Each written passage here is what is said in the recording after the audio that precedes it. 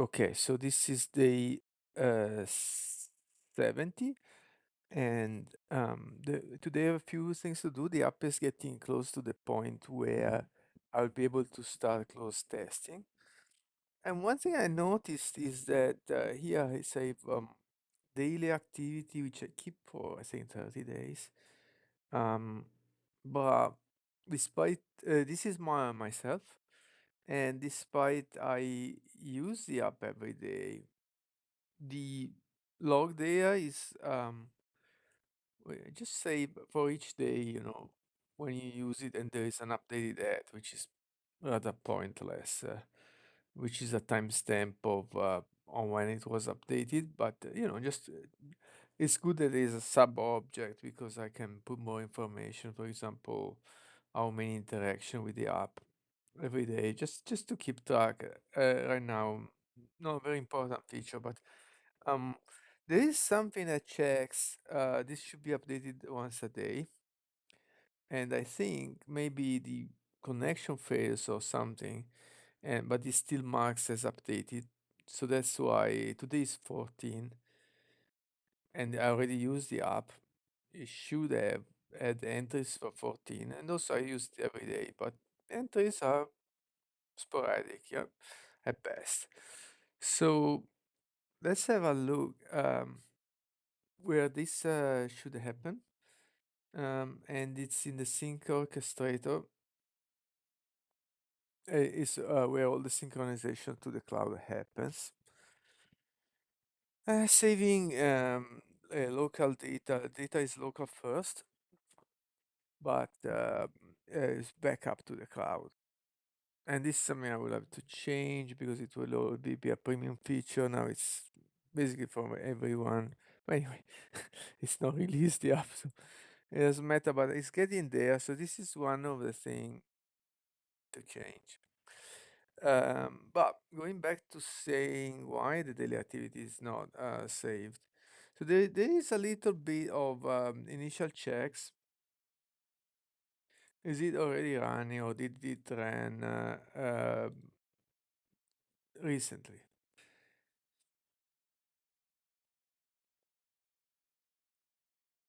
I think I kind of like these two things to be one thing. Actually, mm,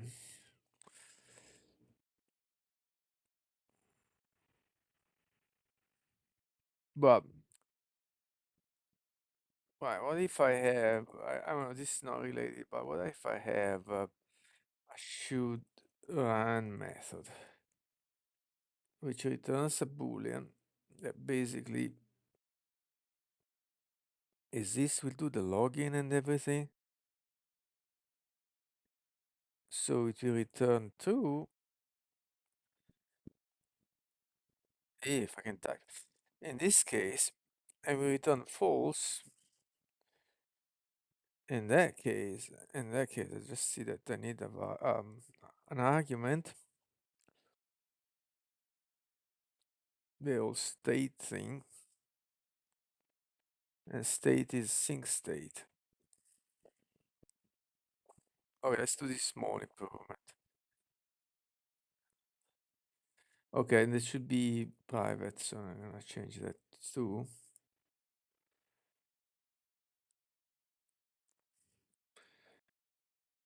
Mm, Well, this to be more explicit, even though we are already in the context. So this will return a boolean. Let's review again. It will return false if it's already running or if it was run recently. Otherwise true. Okay, so we need to add the check here. If it should not run, let's return so we don't indent. Some people don't like that, but oh, we need to pass the state, of course, and call it. Some people don't like the return in the middle of the function, but the alternative is more indentation that for me it's worth because once you it worse because once you get over this check, then you don't have any more to keep in mind what was the next indentation level. So I think this is more readable. Okay, this small boy scout improvement. It's not the point. We have to find why.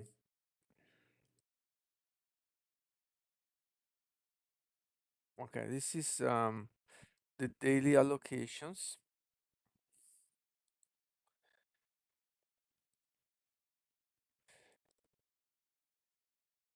All right, let's remove this comment. It's done before even checking the authentication. Then it's check the authentication. Daily allocation means putting some money aside in the various budgets, and I check this every day. You can put automatic rules to make that happen. By default, it does not. But um, why does it say that here?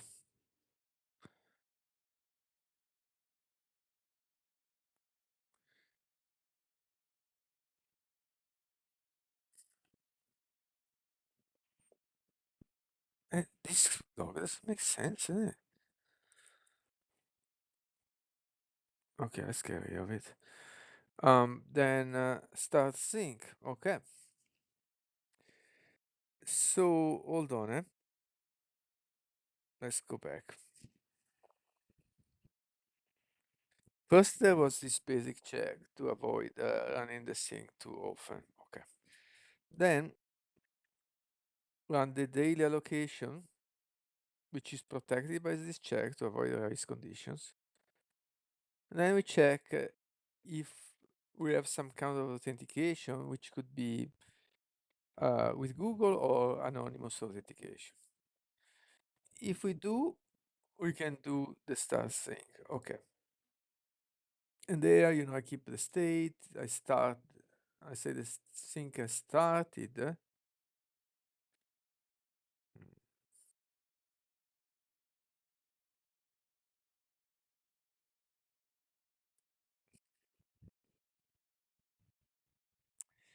That's what we keep it running.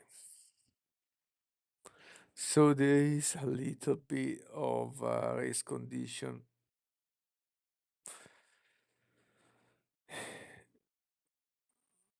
over there because once we free, there will be always race condition no matter how tight we pull. If we don't make the method, I'll accept only one thread. Ah, it's not multi-threaded here, isn't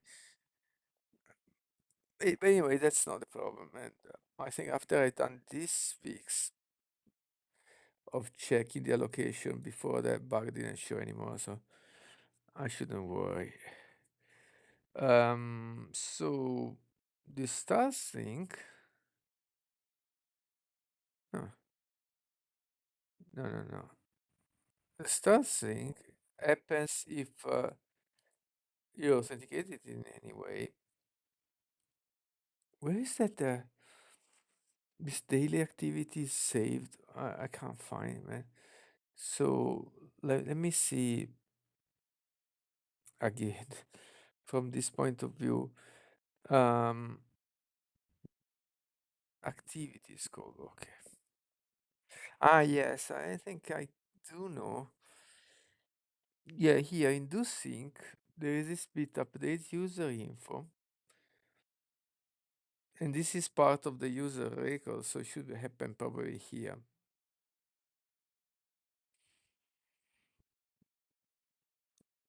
Sync and read count from Firestore and everything.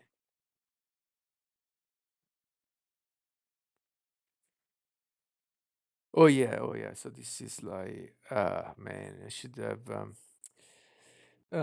this message. Forget about the prioritize thing and support messages.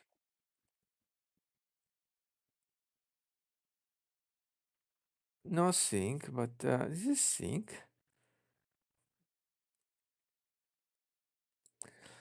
It gets the user and updates local.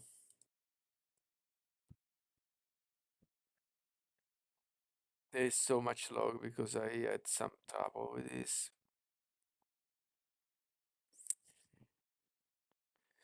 If it's different,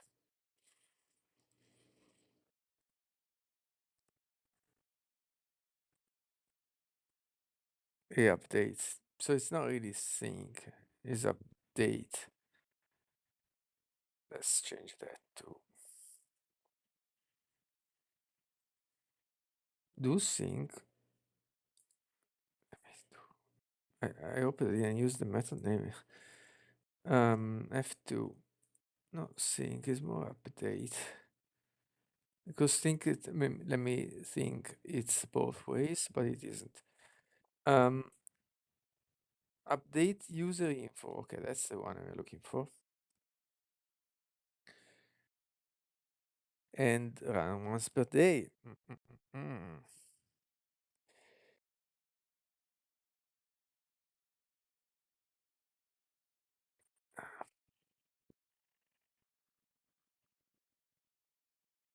Run once per day should have a task.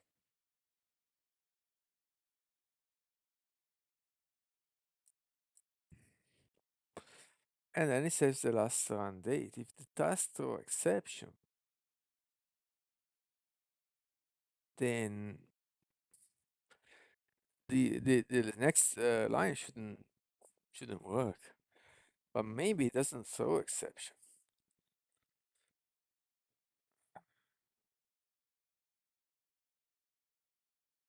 Task is passed here.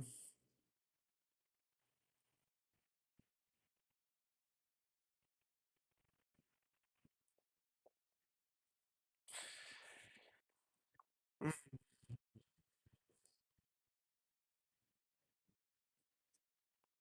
Right, this is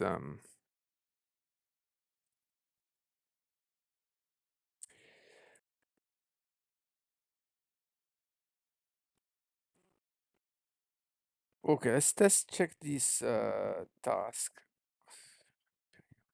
Okay, here we are in the oops. We also have a run periodically. Do I use it? It looks like I do. Ah no, it's used by run once per week, which I don't think I even use. Anyway, run once per day, accept this task. Okay, let's see the task. Do update user info. There you go. Do update user info.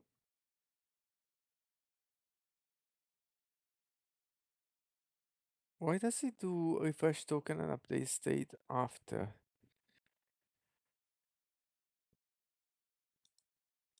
Is this user reload?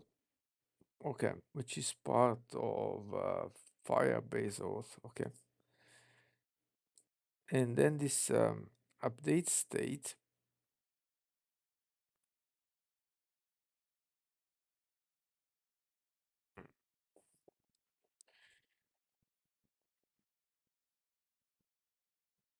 But before that, we do update user info, which does nothing. It's just I just flick the state. It's just the phase. Okay.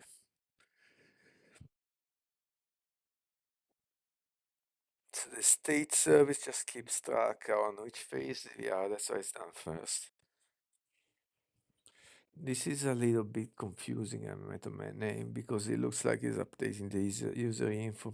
It's kind of clarified by if we start to remember what sync state service actually does. Then we check the current host state and for my provider, yeah. Then we read the document, which includes also the activity, and we put this in fetch user. Right, we extract this in our data from the document. We extract it in our data structure. This could be done here maybe, but our data structure should include the activity. Doesn't, does it? Hold on. Email. Does.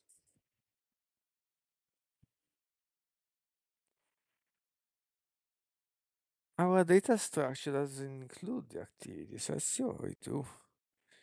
Um, then we get some Android info by this device info fetcher.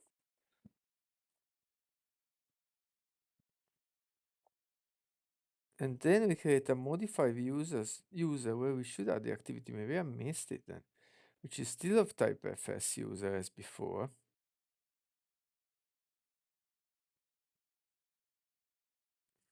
Let's see where it adds the activity then. Reference service. We need that for, we'll see. Modify user, we copy the user.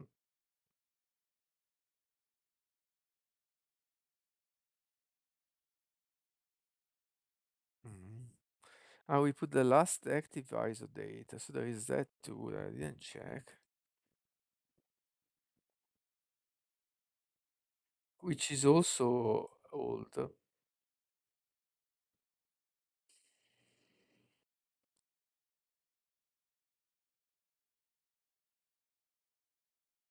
Ah, because the activity is down in devices. That's why I didn't see directly. All right, let's go to check again FS user now that we know that. I couldn't see here the activity because it's for each device. So device,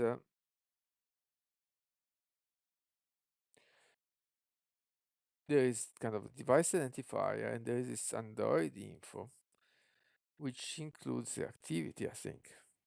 So I thought, let's see if, all right, there it is.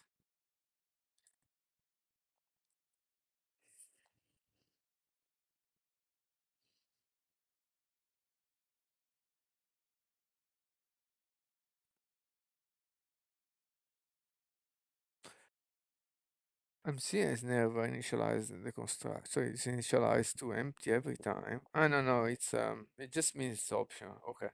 But you can initialize it, okay.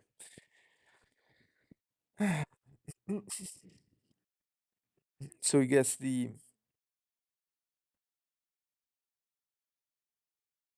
infinite activity does the copy of that user.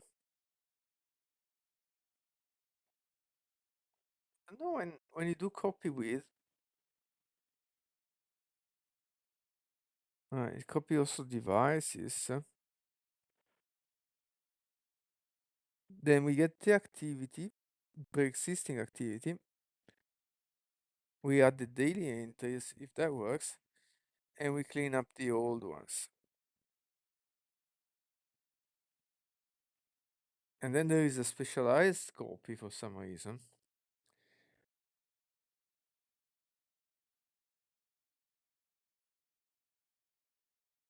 which for a specific device goes to change the activity.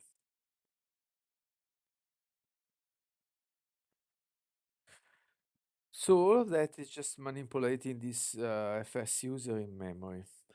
Okay, let's double. I think I can double check this add activity, but I don't think that's a problem because even the top level one, last active ISO date, is not updated. Um, well,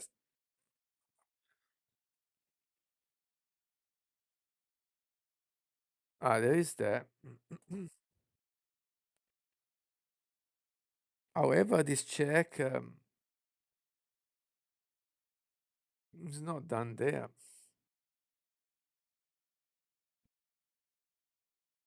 Yeah, but there is that too. Yeah.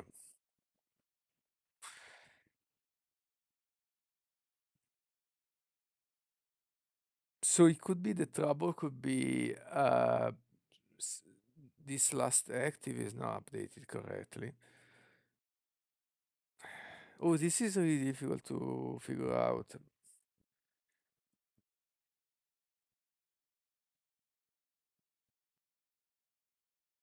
I think we need some debugs.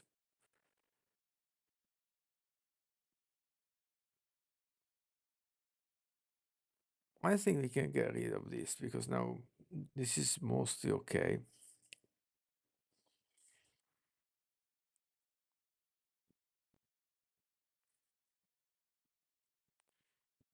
Especially a line without any data is not that useful. We leave the error logging.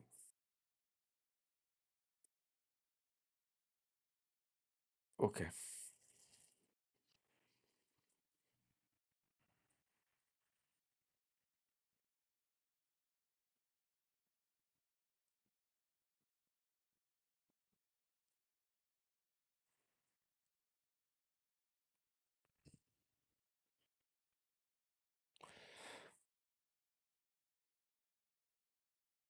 Say thanks. Say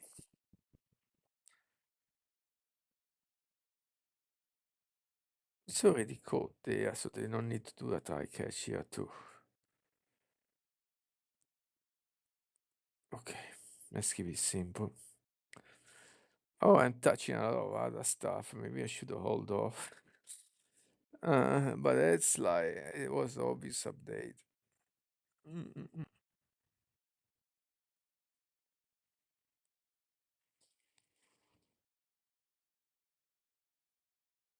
That's really confusing.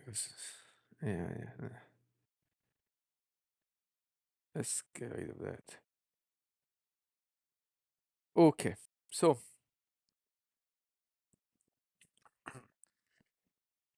mm, I think here let's start to create a little issue describing the problem.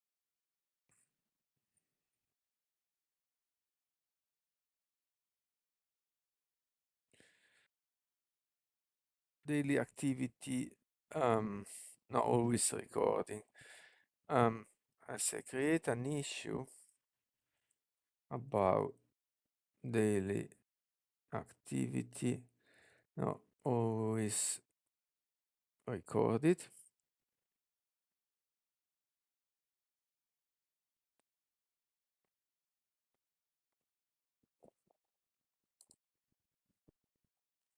The syncing orchestrator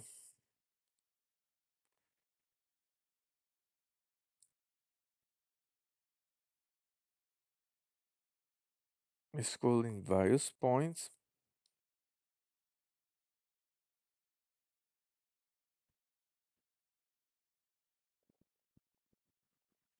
This is too much, is it?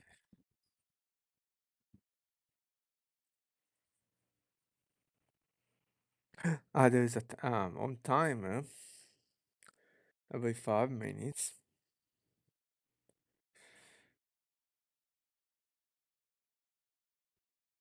or when you resume the app, or the third place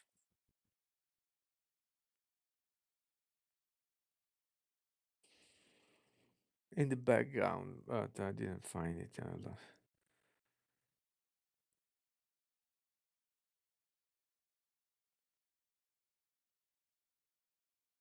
Maybe this one.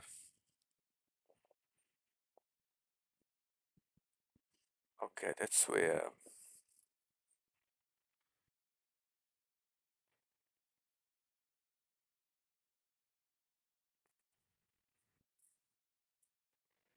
Maybe that's the problem because if the app is still in the background,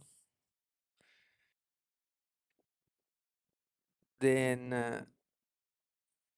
it might not be called this, and so everything is skipped, but not the top level one because there is a bug there. So this initializer is called on init state.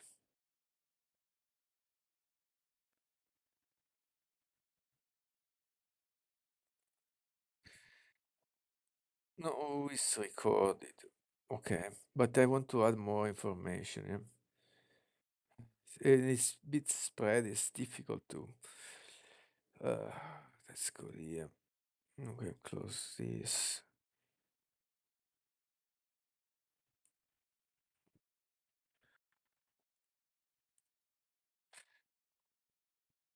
Okay. The sync orchestrator copy relative path has the method sync being called periodically. So I think, yeah, writing down will help me to understand. Um,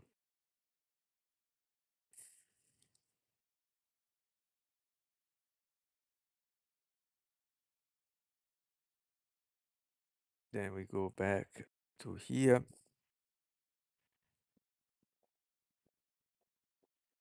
Okay, this time. Let's get rid of that.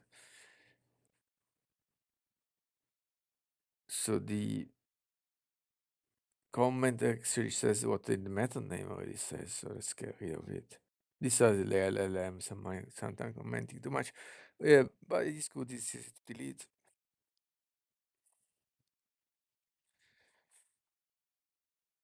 Okay, the update user info method is where it all happens.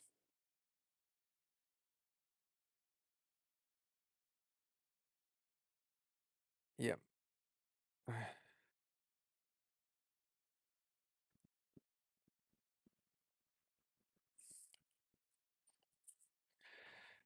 The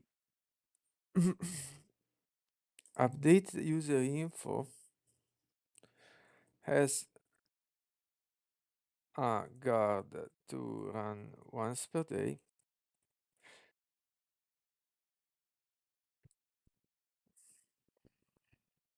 Again, it's a red count, man.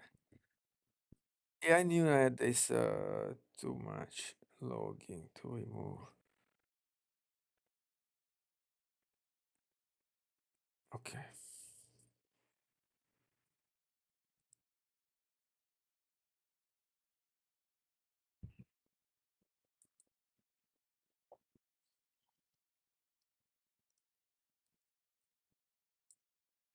Mm. And calls eventually calls add info and activity,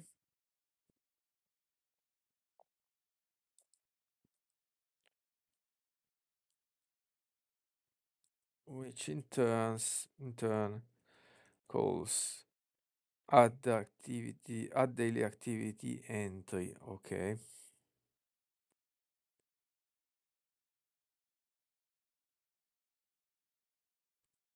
Which checks if the app was open today. Okay, that's certainly, maybe we shouldn't change anything. We should just add login here. Create the issue, leave it open, add some login, and then check the login later on. Why was it skipped? Was it skipped because it didn't record it was open today? Because now, otherwise, we start to do fixes thinking, oh, that's because this method doesn't run. You can ask that too, yeah? Doesn't run if the app was in background.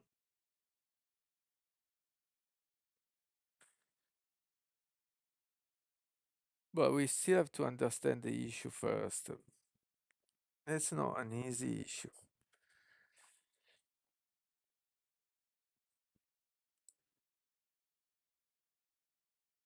And also, but we can fix this to be in sync with the other one because this one just, no, no, okay, guess let's just activate it today. So that's correct already. Yeah, yeah, that's the problem. I think that's the problem because it's not updated. We'll have to confirm it, but I think that's the problem. So was open today. Okay. The the Mm. In budget app, copy relative path. In budget app,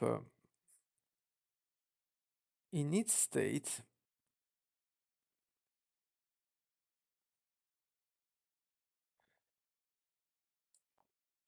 we call initialize app. Maybe we should use parentheses to indicate clearly that's a method.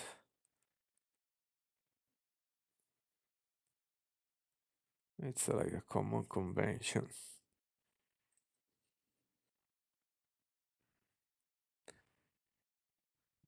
In init state, we call initialize app.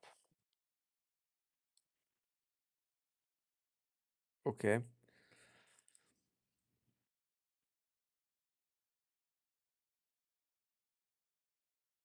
Which runs the sync, but it records app open today, which should do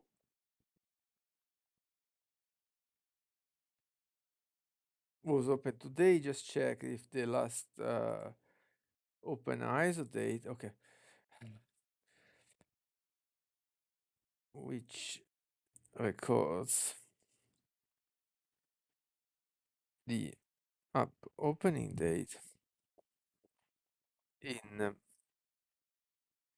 shared preference. We can say what is the suspect. Yeah, even though we're not sure, we can say the suspect is that, or suspicion more. Suspicion, is that it? It looks really weird. I don't know if it's spelled correct. Probably correct. Yes, almost correct. Suspicion. I know UN thing. It was almost correct, but not quite. Suspicion. No, again, I didn't copy. Copy. Okay, the suspicion is that in its state is not called every day if the app was if the app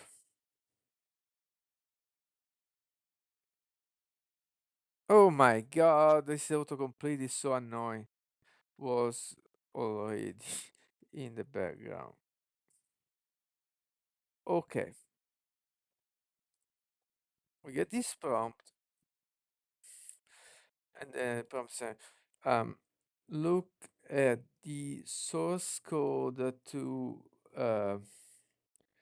validate and improve this issue, but don't change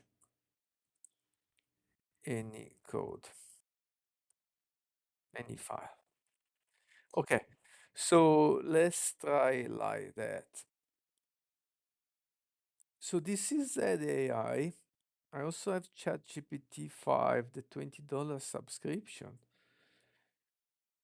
But now I have a 4 days plus stop because of extra usage. So I thought the $20 subscription I said before is pretty generous. I still think it probably is. I always use GPT high when maybe I shouldn't. And this time I've been limited pretty quickly. But it did solve an issue with that AI was not able to solve. This is something that AI can do confidently. Create a ticket and do a little investigation. I don't even tell to solve anything, just help me a little bit with this. Yeah, because sure, the GPT-5 is a more capable model. However, I know upgrading. I just use a little bit of ZAI for a few days. If I go OpenAI and I go API platform,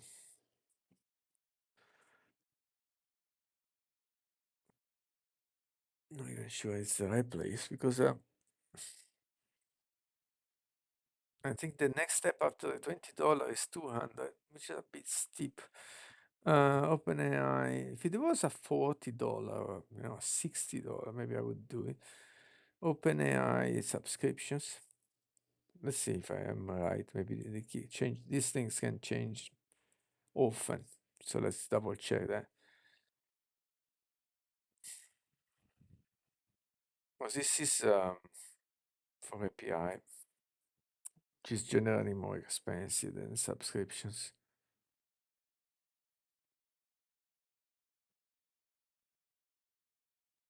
Let me try OpenAI pricing plus. I think it's called the $20. Let's see if we can find the right thing. Same thing. Yeah. Yeah, I could try to throw a few dollars as pay as you go, but I think it would finish pretty quickly.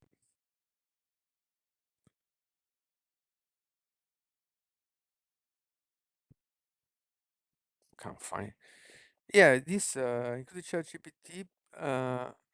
So it's called it's Chat, not OpenAI Plus, but I should look maybe for ChatGPT pricing. There you go. All right. Code edit to ChatGPT desktop app for macOS. Oh, well, I can see if I can still use that.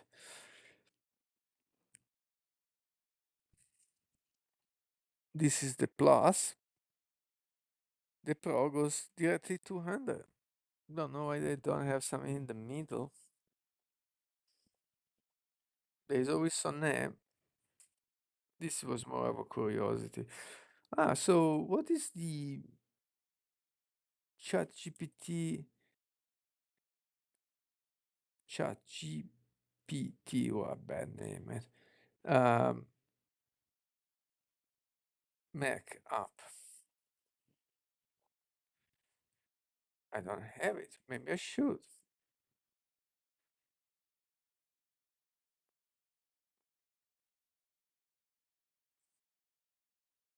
Okay.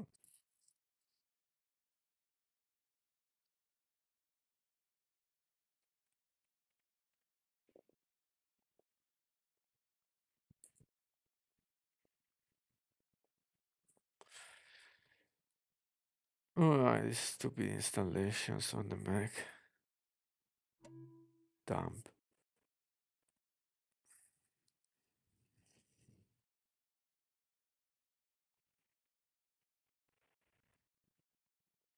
Okay. It appeared ChatGPT app off screen. You really want to open it? Yes, I do. Login.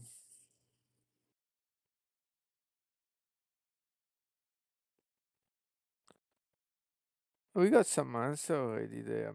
And I read the word anti-pattern, so I think maybe already spot something. Let's see. Okay, the app is starting.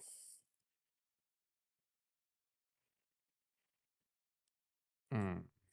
Oh, okay, that's just a little bit slow. ChatGPT 5. Mm. Let's see if I can use it. What is this plus? Upload file. What's this? Search the web. This one. Research. Agent.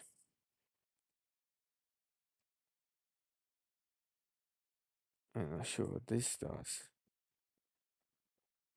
Why?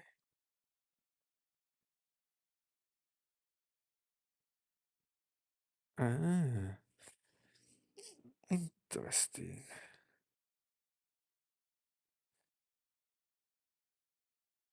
So can connect to VS Code. Uh,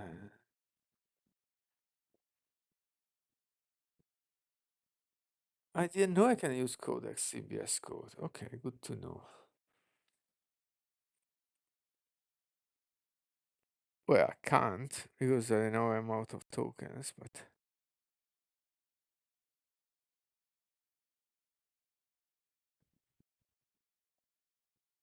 Mac only.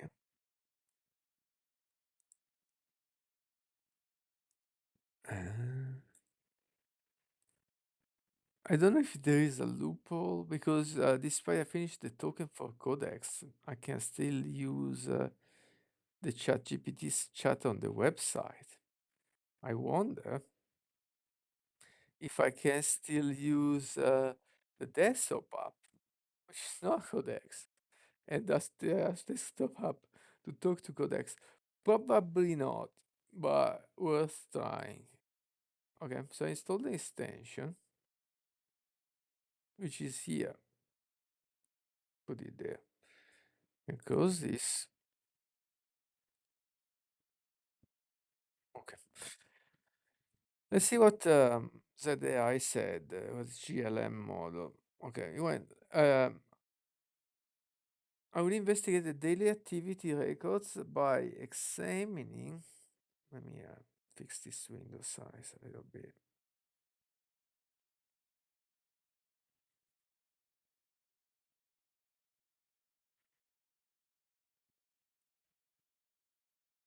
Wait, where are we?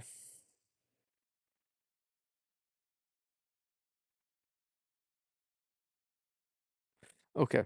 Examine the relevant source to code to validate the suspicion and understand the problem better. I don't even remember anymore what was the suspicion here. Yeah. That is my current suspicions, being not called every day, they need state. Let me also check, let me check the provide implementation. Okay. Let me also check run once per day. Based on my analysis of the source code, I can now create a comprehensive issue that validates a suspicion about daily activity not always being recorded. The problem is exactly as suspected. Instead, when the app is first launched, not always resume. Well, yeah, that's why I think we just need to prove it. The daily activity recording is a fundamental design flow where app opening only happens in its state, which doesn't trigger when the app is resumed. Yep. From background. This creates a gap in user activity tracking for most common usage pattern. User return to the app multiple times per day.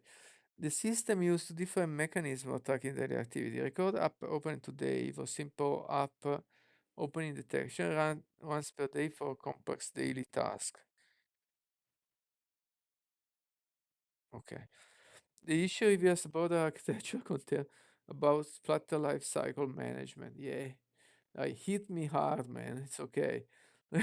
Relying solely on its state for one-time opening operation is common anti-pattern that can lead to inconsistent behavior.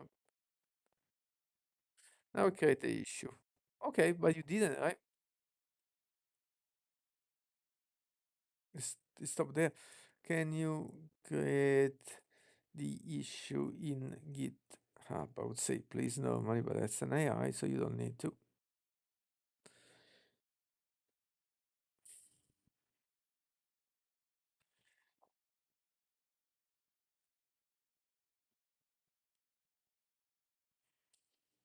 Okay, so it seems the our investigation here took some time, but that's the way it has to be done anyway.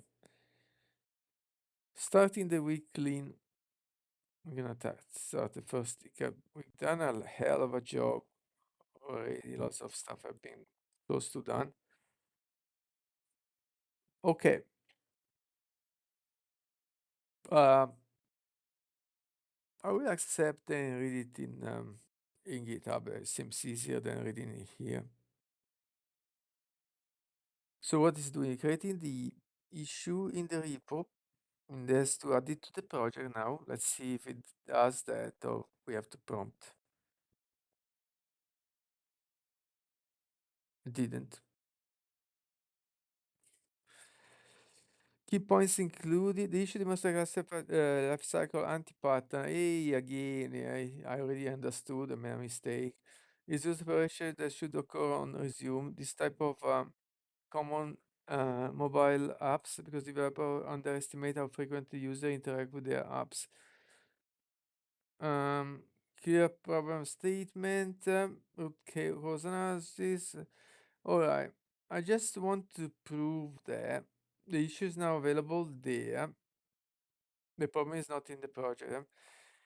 Um, I don't think you added the issue to the project as it was asked to do in code MD.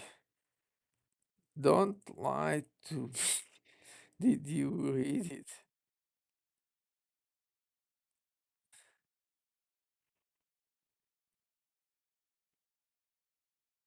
Does the I lie?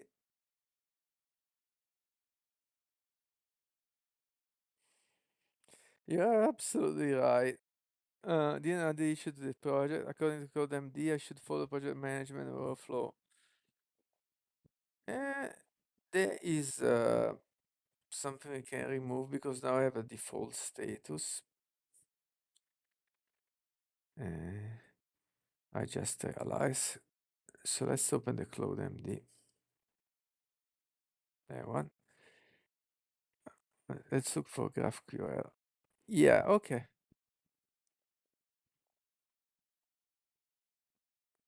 Don't need that anymore because I have a default status now. Three, four. Let's see what it says. Create the issue. Add the issue to the project. Open a PR that implements the issue.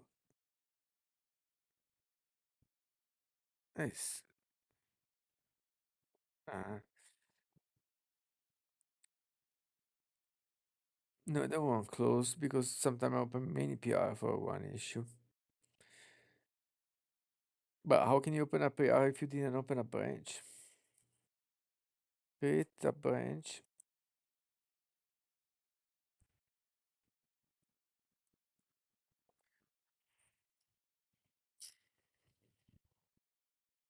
The problem is I already described here. Where's the branch description? There you go.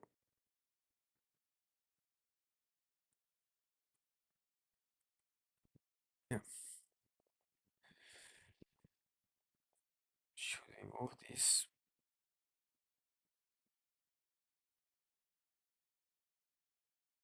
What should I say according to the branch naming convention so we don't have to repeat it? Open a PR and implement the issue. Implements the issue. That must make no sense. Resolves. Do not add resolve or work towards for the issue. So it's like very generic. Do not add the PR itself to the project board. Yep. Move the issue to status. No, I will do that.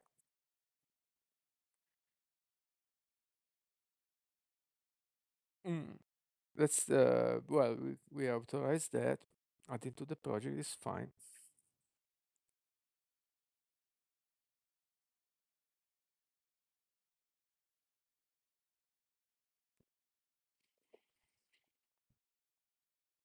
So, in fact, he didn't do the GraphQL thing. Incredible. How bad is to follow instructions. All right, so it's starting maybe when I create an issue. Good default. Let's move it to change the status of an issue.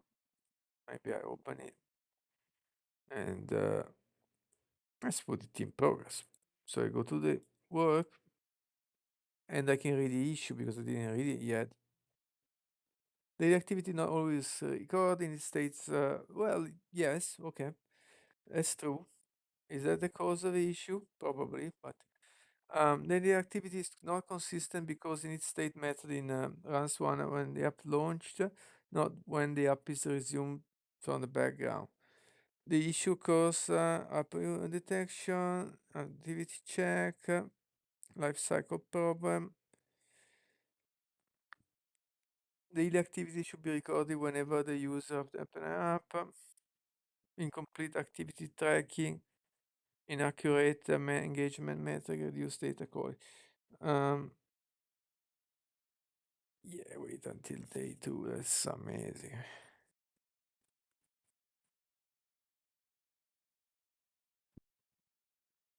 Solution options. Add the open tracker to. Oh my god, it can slow down. Add app open tracking to did change app lifecycle checking. The state, yep. That makes sense.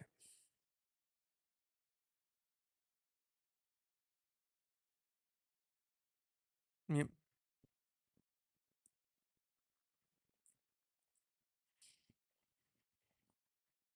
I think let's just try it. What can I do? So, mm, oh yeah, that's what it is. Yeah, okay.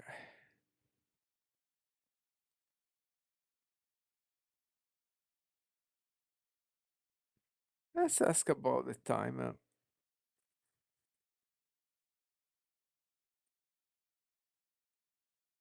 Hmm.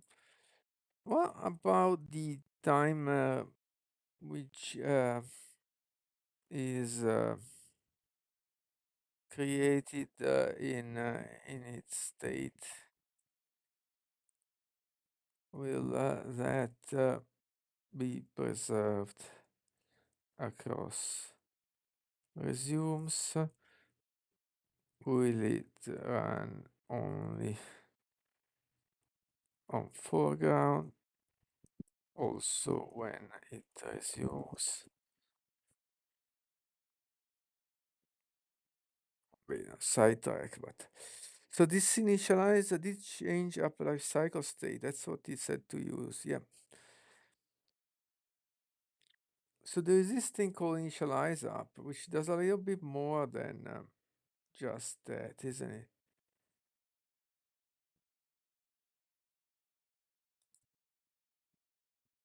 I call sync. Sync is just called in a variety of ways. Actually, we want to sync also on resume, I would say. That's an excellent question about the timer behavior. Let me analyze the timer implementation in its life cycle behavior. Okay, let's not change source code while it's reading. Timer continues to run even when the app is resumed from background. Okay. All right. So this initialize app, the whole thing, we will remove it from here. Actually, I don't even think it's a good name. Initialize app.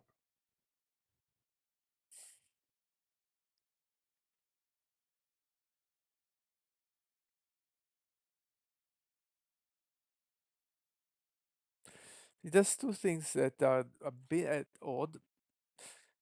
Let's say actually, I think it could be better to move the initialize app. Let me copy that so I don't have to method altogether to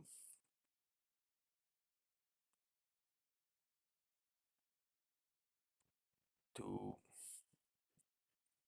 did change up life cycle state because also sync on resume is a good thing. However, I think that the method name initialize app is a bit misleading.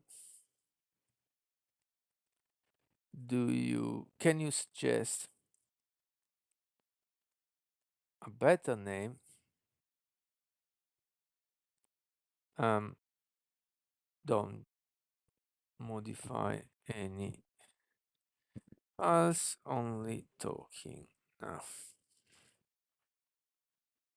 Because I have to always be careful about that because it will just start and do things. The good thing of ZAI is that the limit is so ample that we can afford a lot of chit chat.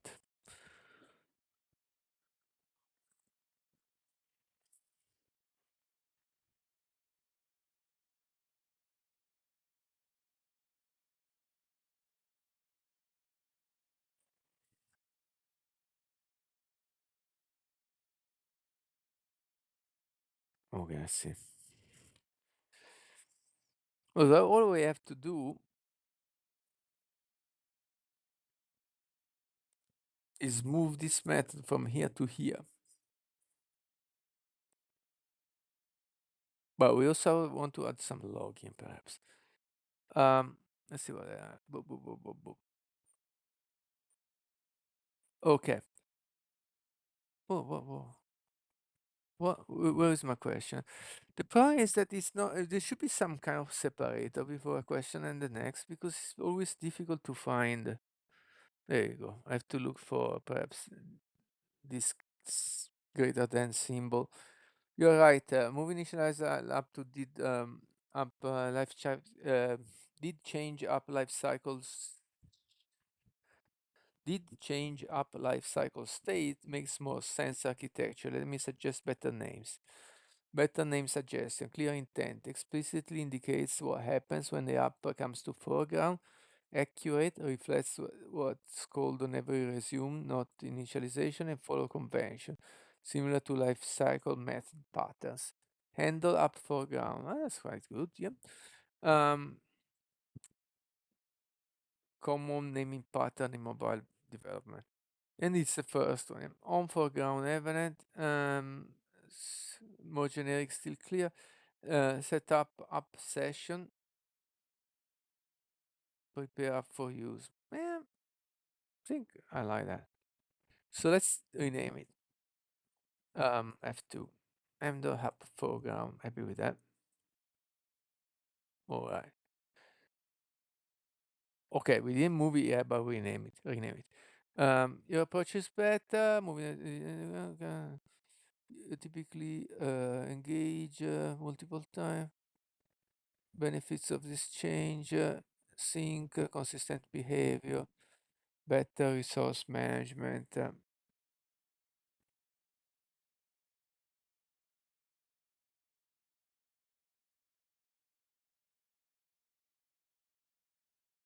All right. Oh, on a presumed as the best choice. Okay, fine. Let's go with that then. So next is can you create a suitable branch for this issue according to the rules? Because I realize we're still on main as written here. Let's start to not make mistakes and commit on main. Better create the branch early, not when we commit. Okay, so we go the activity recording fix. Okay, happy with that. Accept.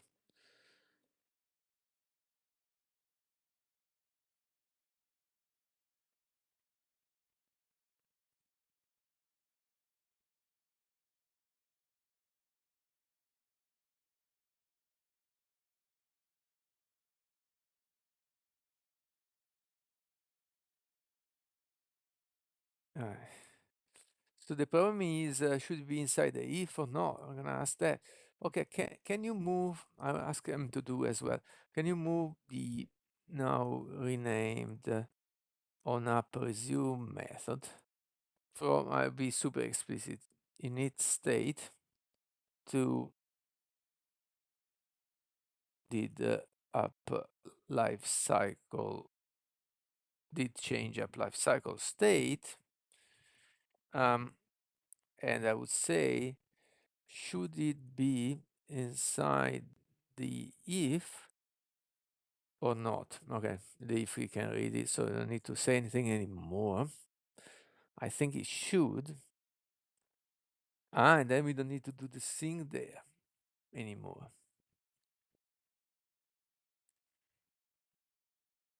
Right. because we do already the sync on the on app resume. Already does the sync. Okay, we're gonna fix that after if it doesn't realize that. Should it be inside the if or not? Okay, that was my question still. Still thinking. Okay. Yes, inside the if. And he also removed the the sync. That's a good thing. Okay, I realize that's duplicated now. Ah, that was causing a race condition, perhaps. But when you start from scratch, you will run both methods.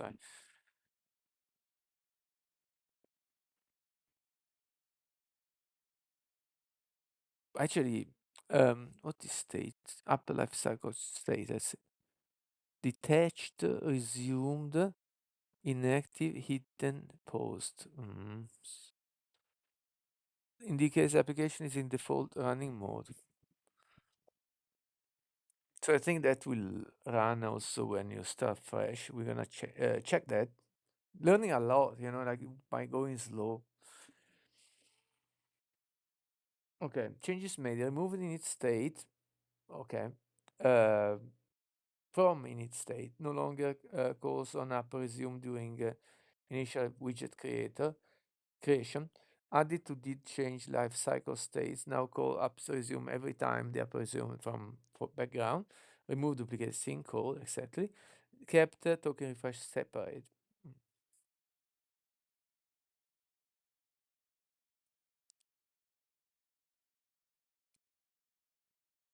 maybe it should be inside on app resume.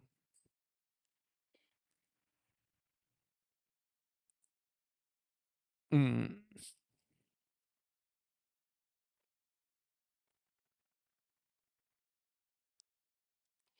resulting flow.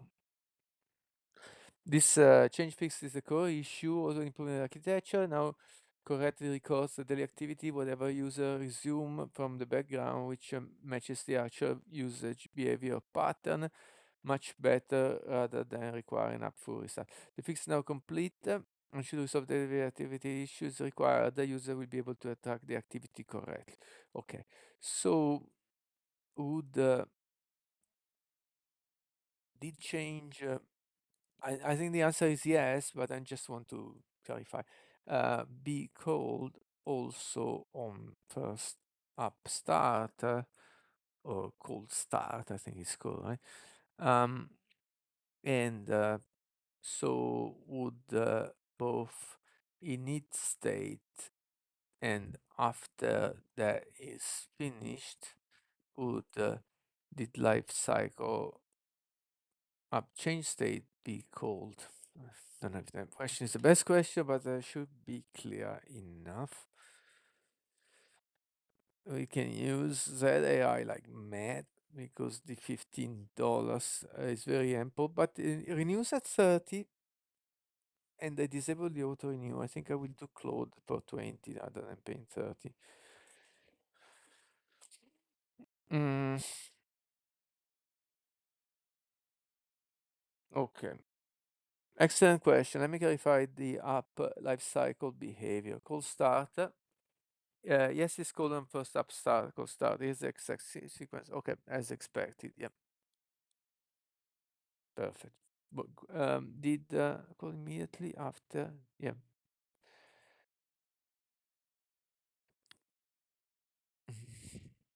We need to handle this. What? The current fix has a problem. Okay, I presume we called twice. No, it's not. Once from its state. No, no.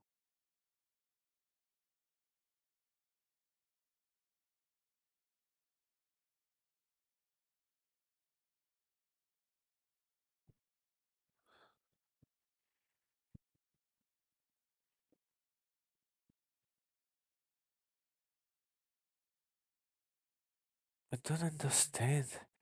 Why do we need to track?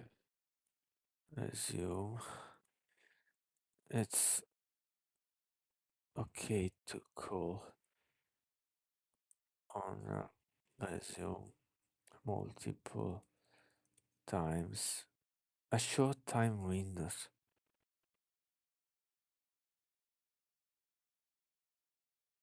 It's not called in its state. I think he went crazy.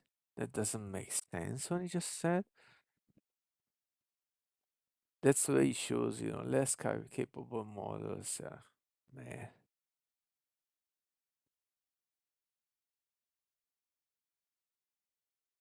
you're absolutely right. I was using the old version of the code. Oh God. Oh God. Okay.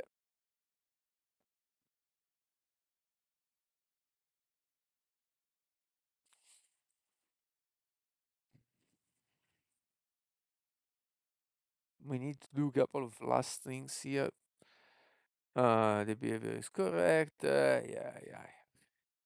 Good. No flag needed. Okay. Actually, I was thinking that it would make sense to move the call to refresh tokens. Let me copy it inside on app resumes.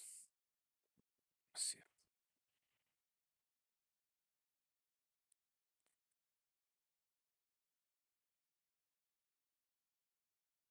Because on app resume doesn't say what it does, so it will do everything that is needed to do on app resume. Yeah, let me do that. Okay. Happy with him doing this simple change. Now we need to add some logging just to make sure, and then we test it, man.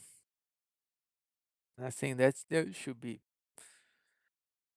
the thing, isn't it?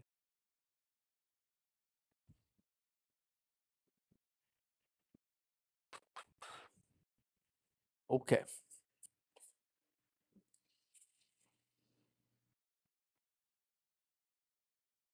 Actually, I would like to refresh the tokens before the sync. And does the sync refresh the tokens anyway? Or not?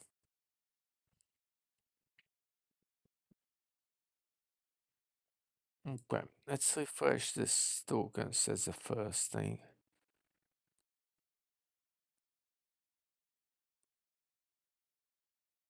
Just refresh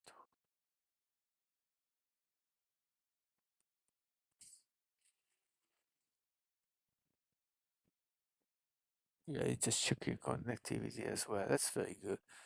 So let's add some logging now about that date. So it's not even checking the fact that we updated the activity, but we just want to know if we work with this, I presume, record up open today correctly.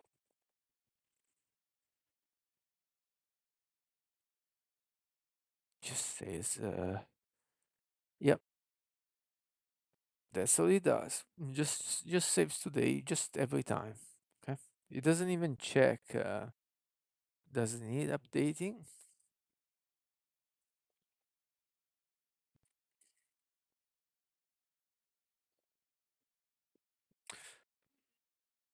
Okay. Oops. Right. Yeah, define name my log. You just need to import it. Yeah, my log, my log. Maybe I should rename it to have the same name. Okay.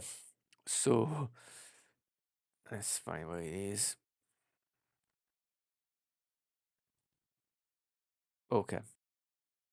Obviously, that's not the message we want to log. We want to log up record.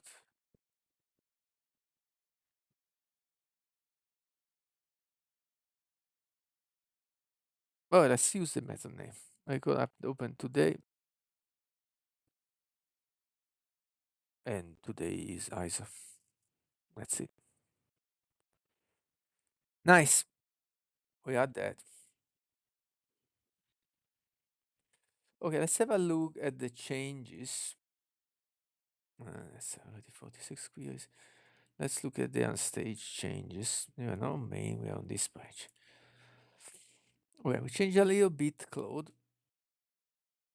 Then sync orchestrator, we move the method.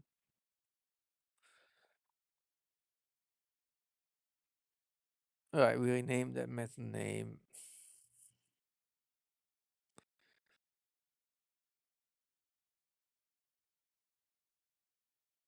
We added the import of the log, we added the logging on a presumed. Okay, fine. Looks like a small, nice change. There is a little bit of unrelated stuff, but it's not too bad. Little bit of documentation. So can you, let's check this. Okay. Can you review all unstaged files, add them all? I'm stressing because sometimes, only add the one that he knows about. I'm changing more. And commit and push and create a PR. Go ahead, do the whole thing. Nice, let's hope that's the fix. Then I have a couple of things I wanted to do today. One is this one, daily activity now always recorded. And we capture it with issue 177 with lots of details. Put it like that. Then a little one, background colors for incomes, would be probably 178. And then the onboarding screens, which is the big one, which is two things I need to do to launch the app, apart from this little fix. Yeah, and the background color change. The onboarding screens, so like the first time the user open the app, but I will have to decide if it's only the first time or a little bit more. Will show some info, basic info about the app, what it does, what it is, and the paywall. So that's all that has to be implemented, onboarding screen and paywall. Once we have those, we can do the testing for the app. Okay, add all. Good. Create a commit. Move initialize app, which is not called like that. From it say to deep change. Rename to an app resume. Add login for debugging. Extract should sync run method in orchestrator for better code organization. Yep. Clean up sync related debug. Login and method con naming consistency. Sync related. Yeah. Update Cloud MD to clarify branch creation. Will you ever say made the code worse or made it more inconsistent? I think the commit messages that he changed for my changes, that it creates for my changes tend to be praising things rather than saying when something is wrong. But maybe I'm just too good. uh, okay, we got this, which is finally what I said in the updated Cloud.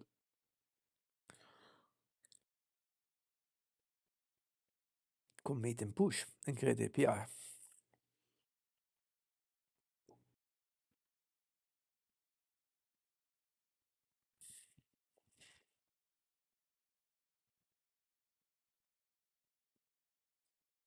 Nice. So this was the daily activity that also written here below.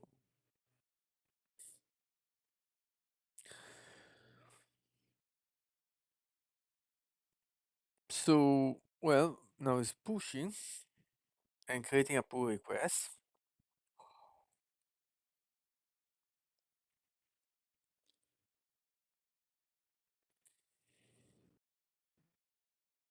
Ooh, that's a lot, man. I said keep the PR messages short. All the details are in the issue. Let me see what I wrote in Cloud MD again. Maybe I should say more explicit. I keep it like one or two messages One or two sentences, man.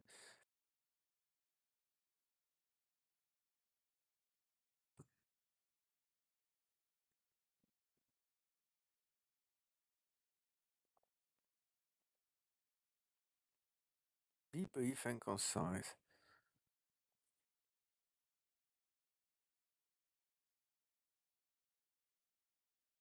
Just a few sentences. I don't want to say two because I don't want to be too limited.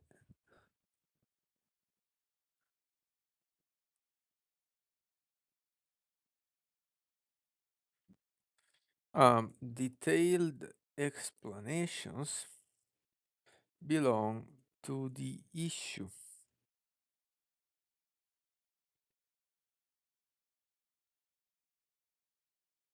Okay. And what I want to add is if when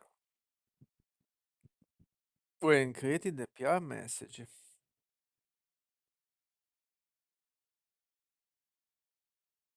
suggest to update the issue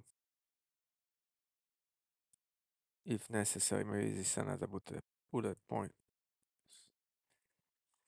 Let's make it separate.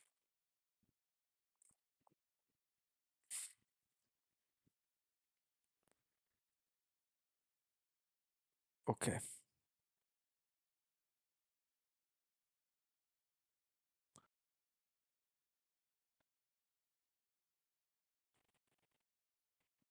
And either I put a full stop everywhere or I don't. Let's say I don't. Okay, so reject.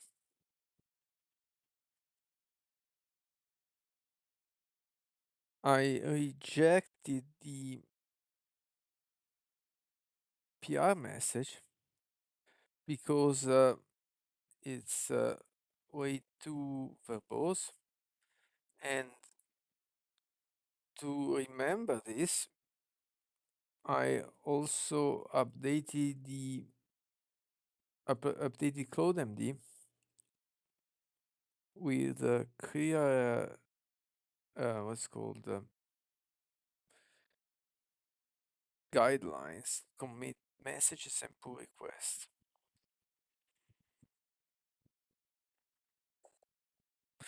Yeah,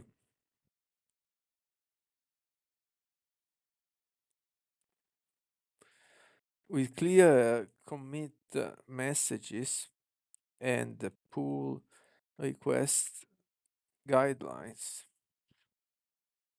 Uh, Please review them and add and commit CodeMD.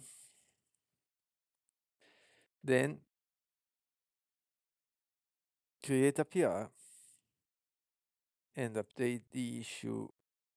I shouldn't have said that even, but this is the first time I was giving some slack if necessary,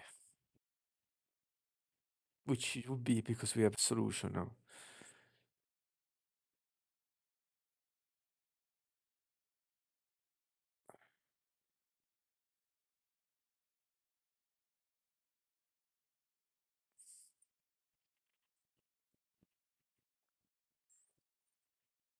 Let me review the updated code. Are you absolutely right? Oh, yeah.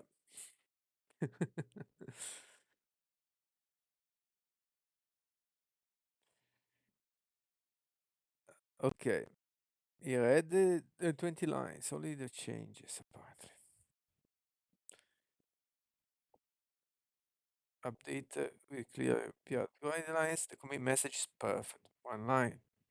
But the change is simple. We have to see what happens when we commit a bit more. I see the PR. I said a few sentences. I didn't want to say one sentence.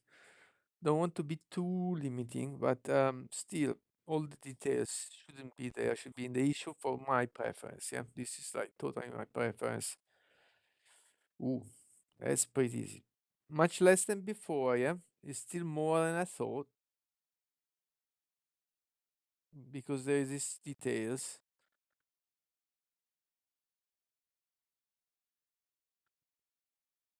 But I can accept that. It's still much better than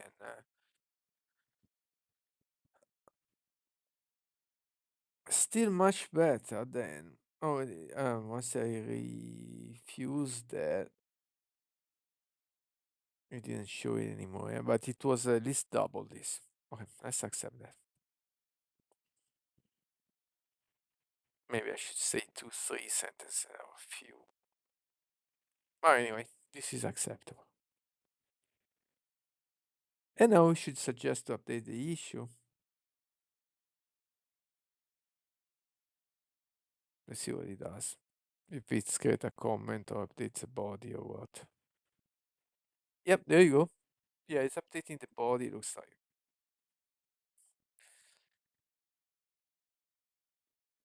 Nice. We accept all of that. Go to have a look.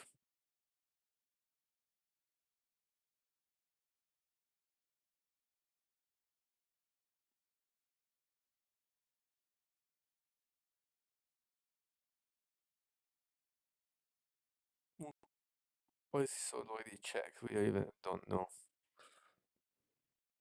Okay, so let's check the PR. Okay, the tests are currently running. We can now go look at the diff. Okay, the session include sync orchestrator. Nice. I like this change. Um, then we go update user info. Bit of renaming. What is bit of cleanup of logs. That was way excessive logging. It was okay at the time because I was debugging another issue, but now that's done. So let's go check the CI.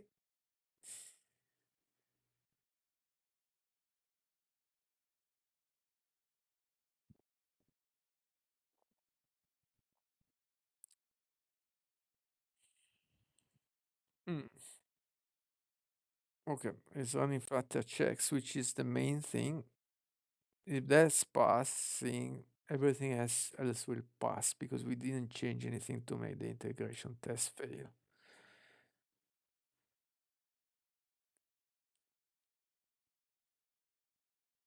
Okay. So we have to wait for these Flutter checks, then we can move on with the next issue. Oh, the little background color fix actually, yeah.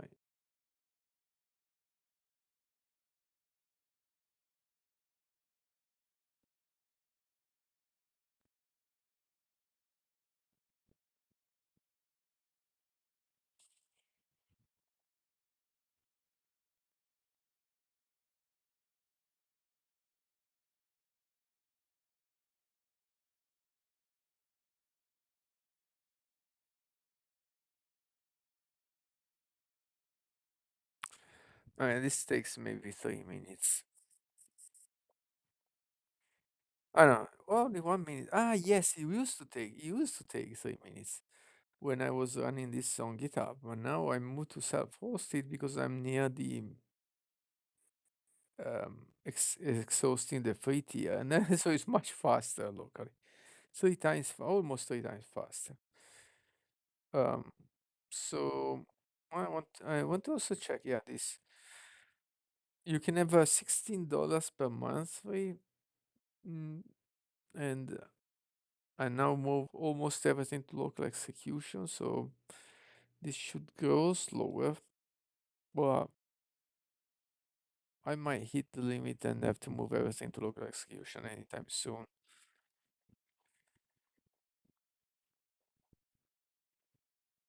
There you go.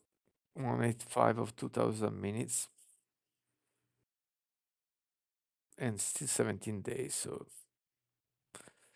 okay, so this is done.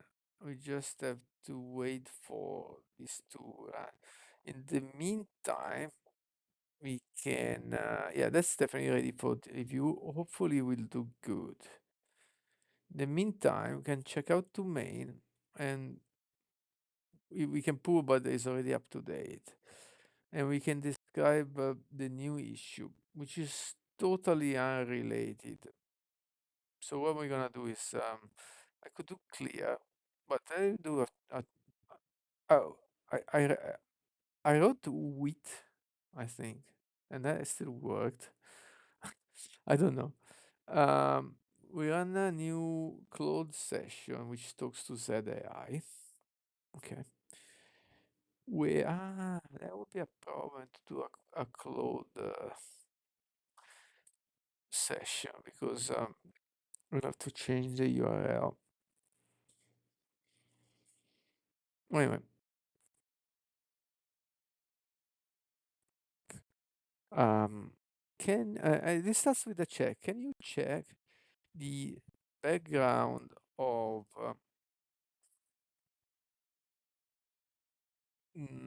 income screen, income list screen, compared to the background of account list screen and budget list screen? I like the name is so regular now after I fix it. It's so easy. I think it's different. Investigate only. I think background can mean a lot of things. I hope you understand this the global one. Investigate only. Don't change any file. Okay, nice. Let's see what happens.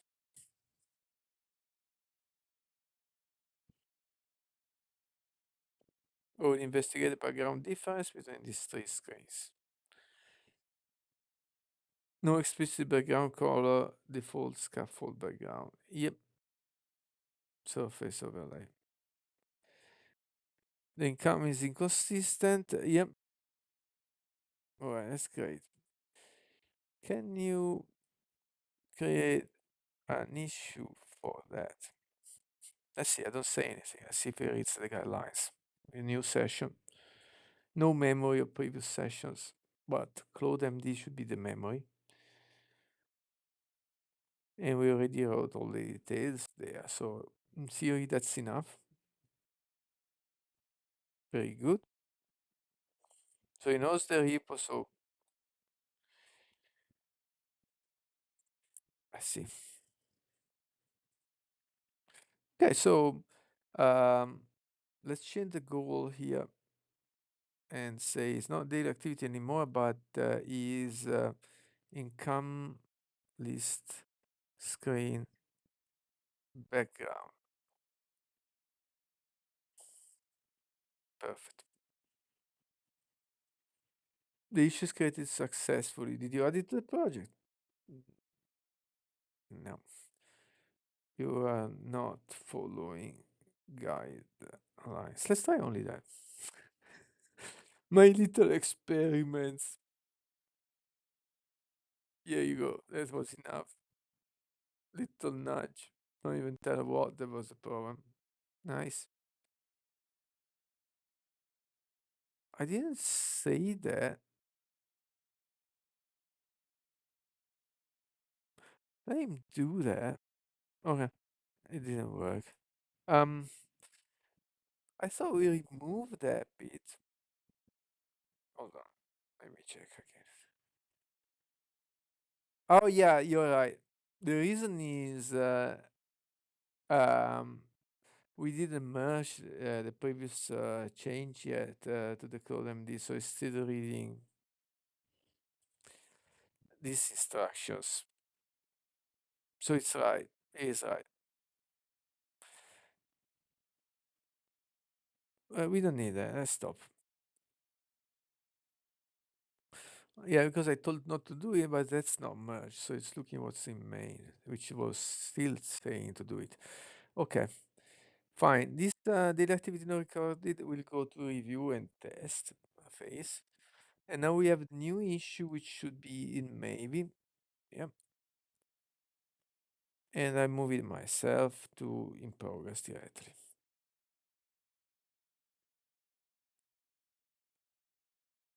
and hide the issue. Very short.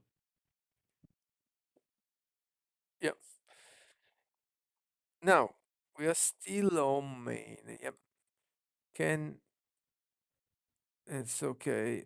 I set the status already.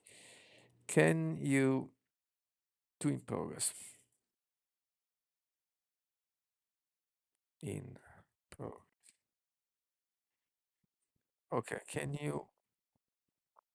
Man, what's going on? Create a suitable branch. Let's do one step at a time.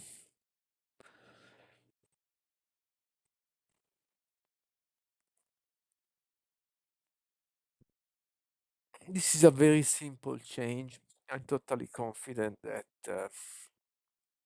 there will be no problem for ZAI or GLM 4.5 model. Who is GH checkout instead of Git checkout? Okay, fixed himself, no problem. I wonder if I have wrong instruction and include because I see this happening several times. Checkout, checkout. There is nothing about checkout here. An agents TXT MD checkout. No, nothing about that. Okay, it's a model problem. Who said to implement it, mate? It's okay, but I didn't say. Alright, I'll accept that. That's a fix. Done. Further analyze, why not? See, do you have the import for themes? Probably not.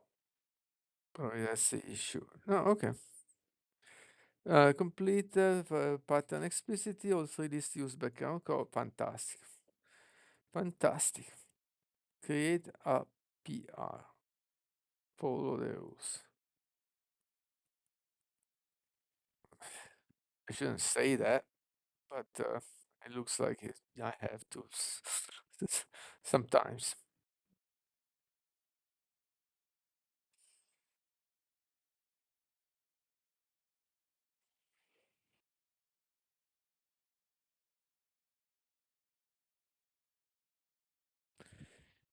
Okay, adding the changed file and committing.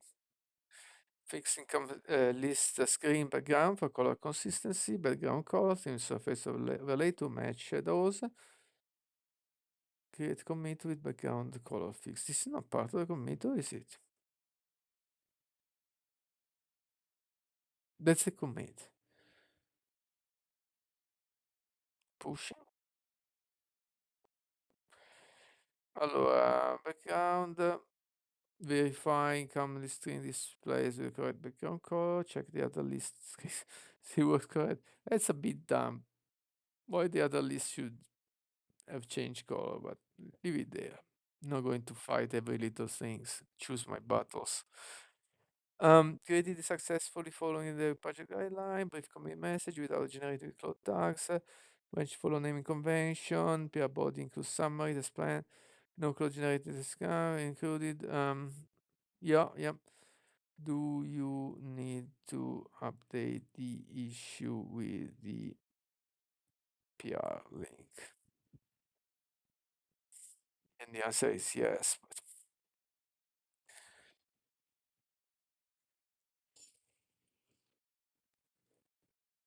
body. Hmm. So the issue is super short. Yeah. Oh yeah. I remember with that. But one line change is even too much.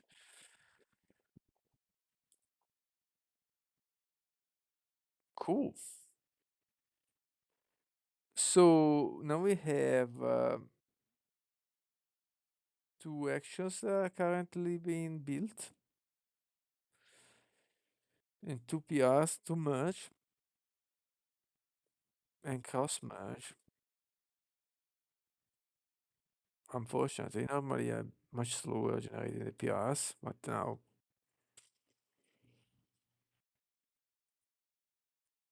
Um,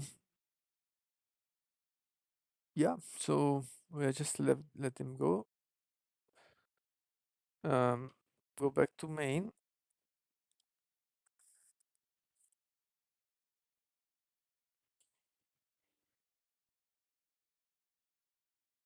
Mm, yeah, you check out main. Pool doesn't pull.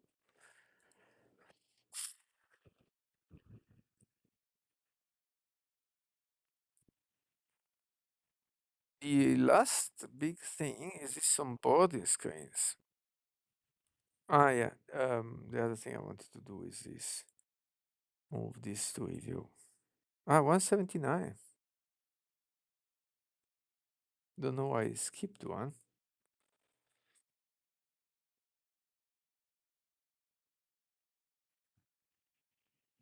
But this is a big chapter. Let's see how I would like to have the activity recording merged. Background, forget about it.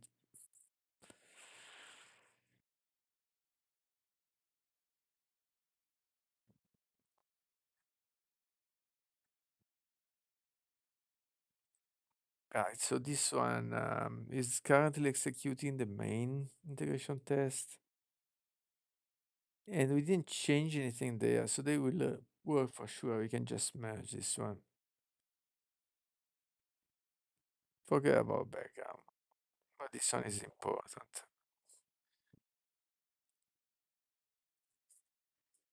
Nice.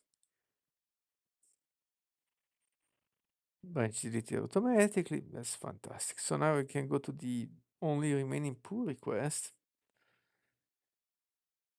and ask to update the branch.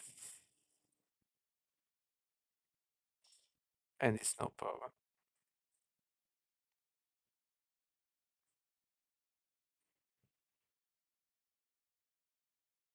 Okay. So let it go. We can perhaps kill some of this, but now we have to. I'm very happy that now we have the updated main, and we can delete the local branch. This one, GH177. All right. Onboarding screens. So let's change the goal here.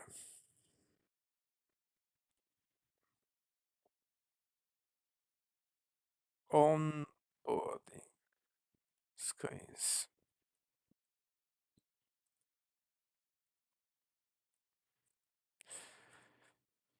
This will take time.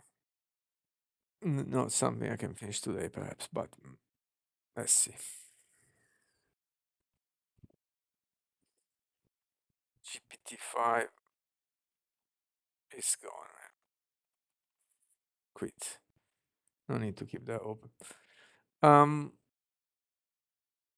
it says what for days, 11 hours, something like that. And now it's 3 days because it's the day after. Still a long time. Alright, so I think we just start an unrelated conversation. So let's start over. Okay, so mm, the app is now almost ready for launch. And while I still want to add a lot of things, I think that what's really missing is only two things. What is missing is two things. A, a few onboarding screens or a scrollable few onboarding screens or a scrollable view with onboarding info to let the user understand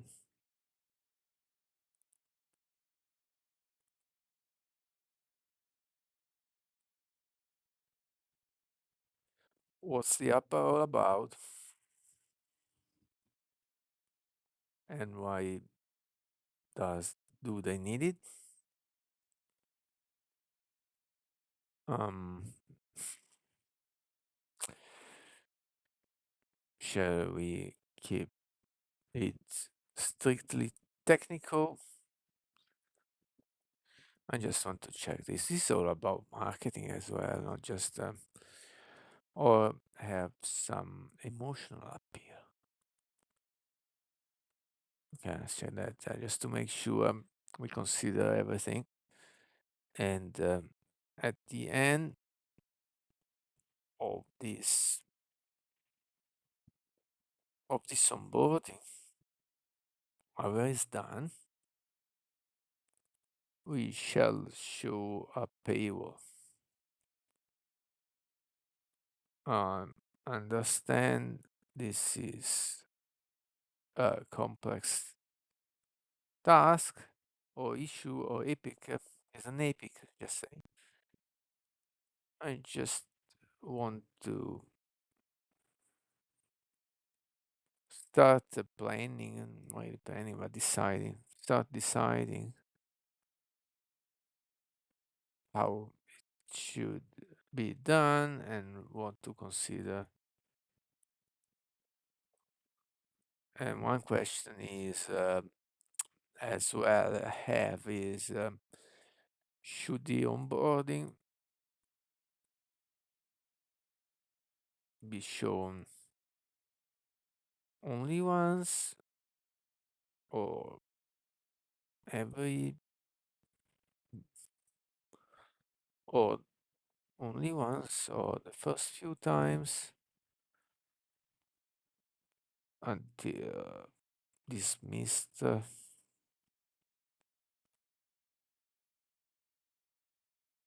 somehow to be decided maybe to buttons and show me again next time or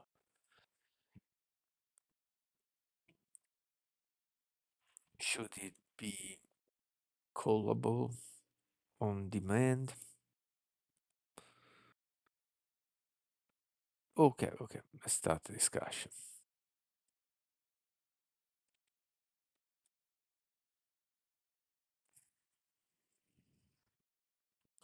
I will help you design and implement the onboarding flow of a budget pilot and make it a comprehensive plan and start with the research phase. Nice, I like how we took it seriously. Let me first understand the current app structure by examining the main entry point and navigation pattern.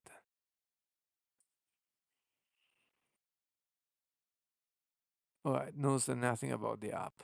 I think you should read the documentation overview. I will tell. Read also overview.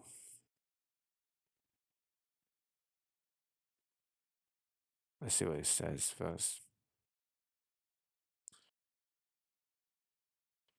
We read as it goes. That's fantastic thing of Clodex. Clodex doesn't do that. He always finish all the tasks and then just queue. But this is does as it go. Change the current task. That's amazing. That's really good. An existing paywall? Not really. Yeah, not yet. Nothing. No. No paywall yet, but revenue cat library added. Okay, let's go read this. You already know. Okay. Oh, what are you implementing, man? No implement anything. We are talking. No.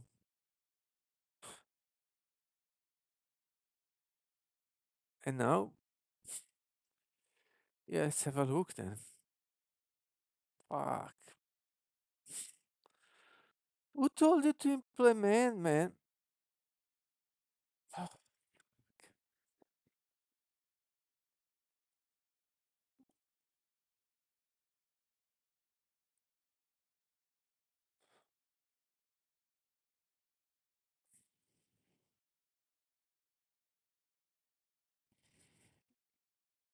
Awful, man. We didn't even create it. The issue is still discussing. I think you should undo this shit.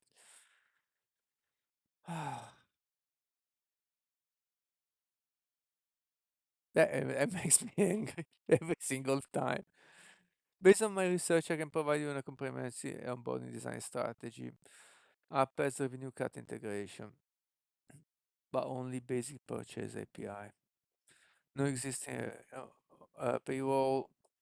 Yep, clean navigation. There is a lot to discuss about that. Clean navigation structure already has emotional design elements in the existing track card. Yeah, I got that, but that's good, but it's just not really in the flow. It's just an example. Show on board until completed. Show completion state in SharePoint. Balance emotional and practical. Start with pain points. Yep, that's a good idea. Scrollable view with progress indicator, better user experience than multiple screen tabs. Yeah, okay, I agree with that. Always accessible. View onboarding on the menu, maybe. Lead to paywall.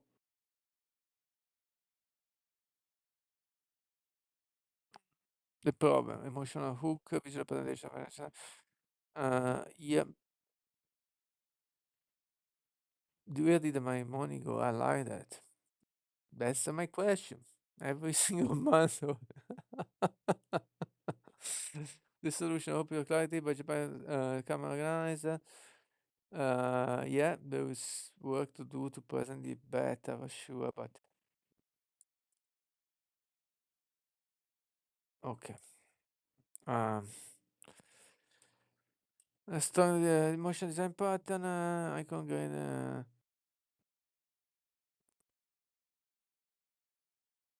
search and implement the screen. You're absolutely right. I better just to jump into implementation.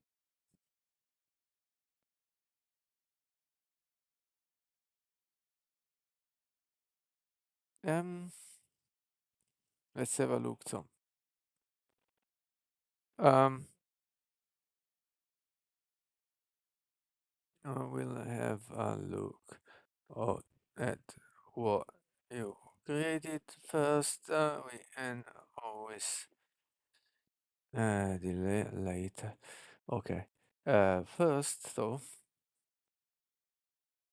create an issue for the onboarding as discussed. I just want to say that the paywall will be separate.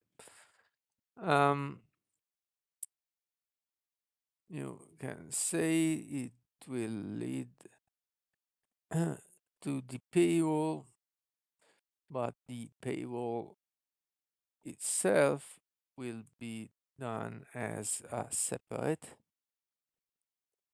issue. What else I need to say? That's it.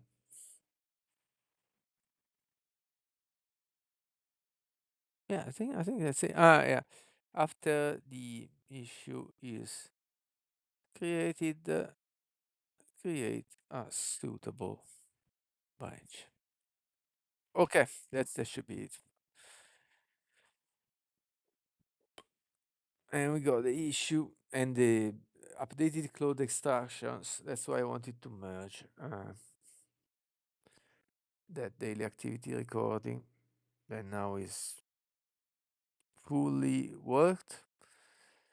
Let's go the other actions been running right now. The screen color is running Flutter checks for too long. What's going on? Why is it stuck?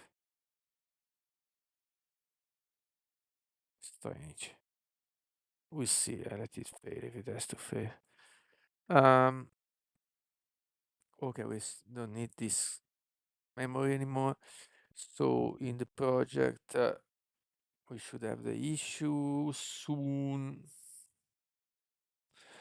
Also because I want to review the issue and update it as I see fit, use that as a base, not just start. But okay, add it to the project, cool, is following guidelines.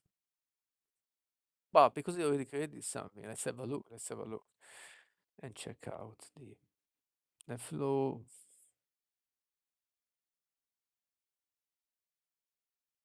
What's that I did?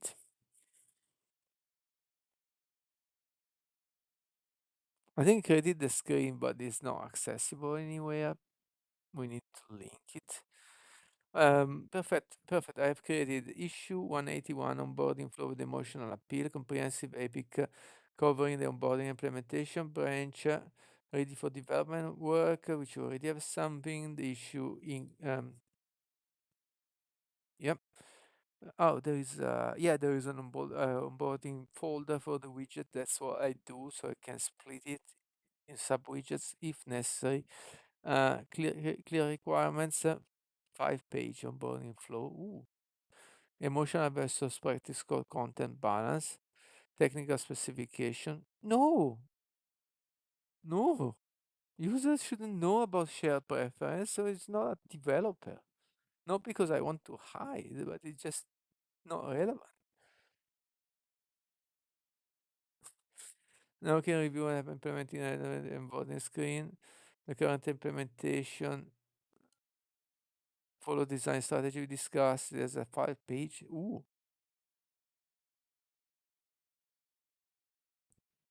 let's explore, but let's review the issue too. So the issue should start in the backlog as main. What was this fuck G0? Alright, I can fix it myself. I don't know what the G0 went for. Is the branch name? No, it's not. Okay, let's talk about. What happened to the issue title? It looks like a branch name instead of reading like a sentence. Do we have any incorrect instructions in CloudMD? And can you fix the issue name to be just a sentence? And ooh, that's a bit off. And CloudMD if necessary. Okay, let's see why. Let's go to the bottom of this.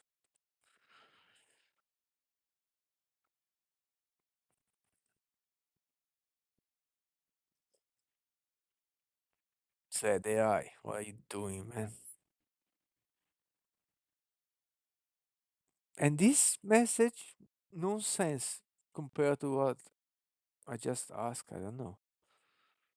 These things are probably random. I'm not sure. Create an onboarding flow for new users that introduce budgets, value proposition with emotional appeal, leading to improved user understanding and engagement. Taking a long time. The app is almost ready for launch, but missing onboarding to help user understand what the app does and why, key feature and benefits, how to get started. This onboarding will eventually lead to a paywall handled in a separate issue. Onboarding flow design, format, scrollable view with page indicator, better UX and multiple screen tabs. Okay, I agree with that. 5 screens covering pain points, solution, benefits, how it works, call to action. Style, balance, emotional appeal, 60%, practical information, 40%. I want to see how we can keep the percent. Content strategy, the problem, financial stress, pain point. Okay. The solution, budget priorities, organized alternative, I hope clarity. Benefits, multi-account, currency support, recurring allocations, 3-step process overview, practical guidance, call to action, transition. Okay, I need a break. Toilet and coffee. we go back in a few minutes.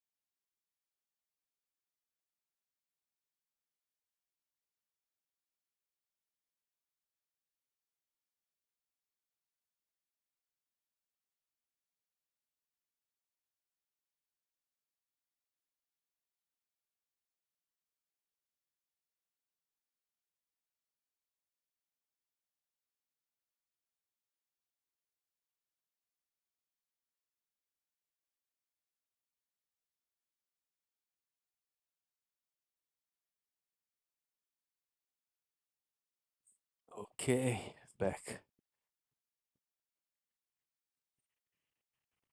So, onboarding screen. So you're reading this, then we want to check what is done. It's okay if it's like not good. We can, have multiple prompts. We can also see what ZAI generates, what Sonnet generates, what ChatGPT generates. But that's in 4 days. That's so annoying, ChatGPT. Um, onboarding flow design. Okay, fire screen. Okay, we saw that. Content strategy. The problem: financial stress, pain points, solution, multi-currency, support, recurring allocation. Yeah, now only daily, but that would be changed. We just have to launch now. We've done now enough for the app. It's definitely not an MVP. It's a full product. And yes, can be better. It's already a lot. Simple three steps process overview. Call to action, transition to app payable. Mhm. Technical requirements. Show onboarding only once per user. Shared pref state.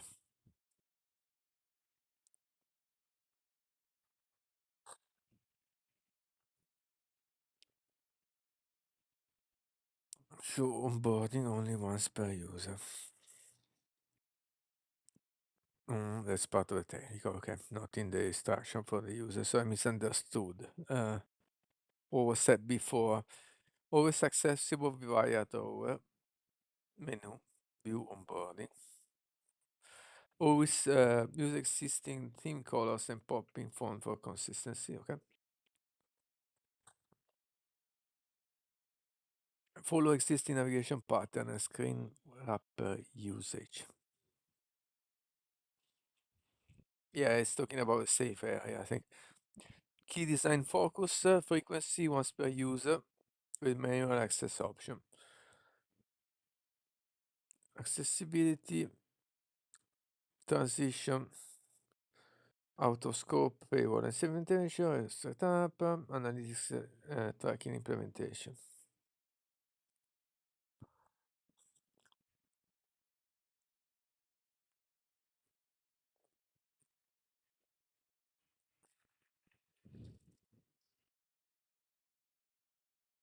Okay.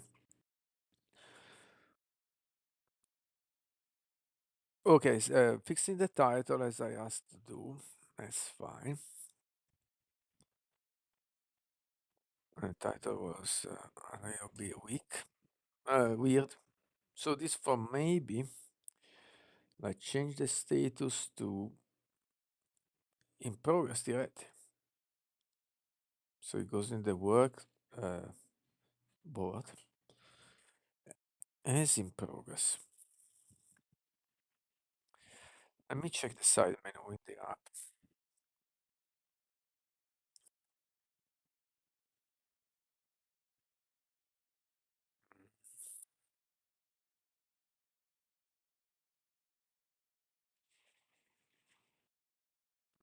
Because it's already a little bit busy. Now we have accounts.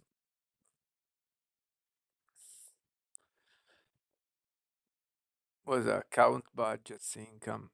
What else? Incomes budget, currency. Support and the DB Explorer is only for me to check SQLite. So it's not there for normal users.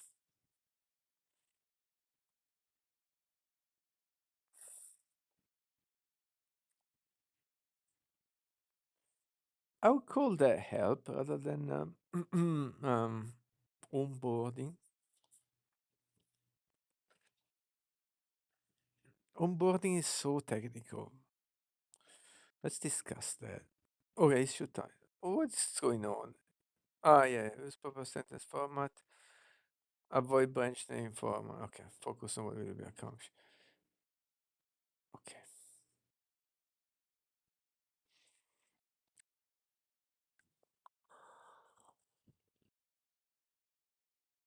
Do you need to explain how to write an issue title? That makes no sense, man. Anyway, it's okay.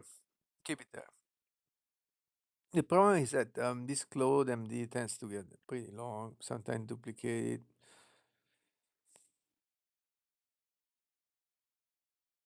I have to be careful with this. Seems such so many things, man.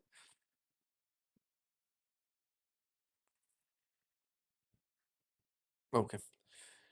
Even those things are plan first, code later, never has been followed. Never. I always have to say. So I wonder what's the point of this if it's not following. No model is following. Okay. Right. Um. The um. I would like to give a look to the screen you just added. Um.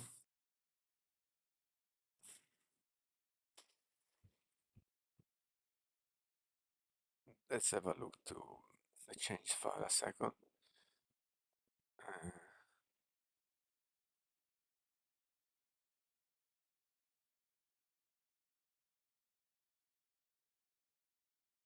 Uh, yeah, maybe we should start with a Flutter analyze. Mm, Flutter cd app, Flutter analyze. No, nice.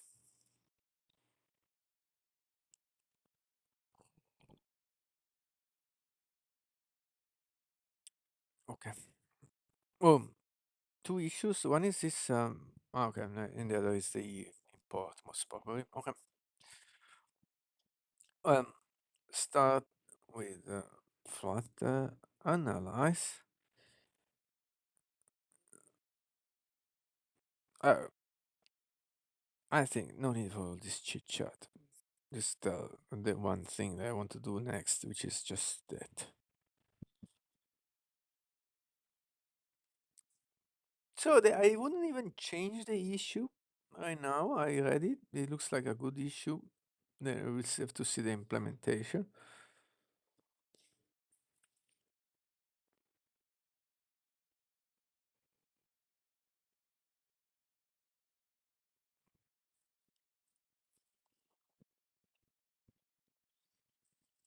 Okay, the missing import as expected. So we have a to do about save completion status.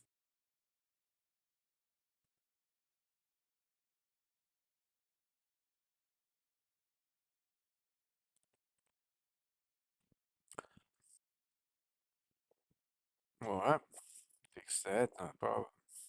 The change in recent version of Flutter. It was used to be correct. Now it should pass.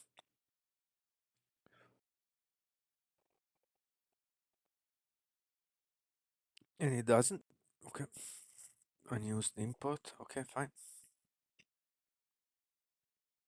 The new screen. Don't know why I imported math, but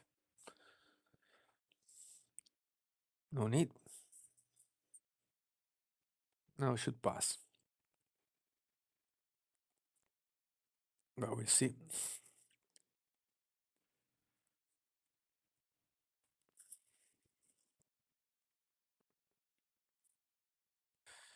Okay, and missing import and deprecated, updated, deprecated, remove unused import. The onboarding screen is now clean and ready for review. Okay. It's now ready. Would you like to proceed? No. Well, how can I view the new screen?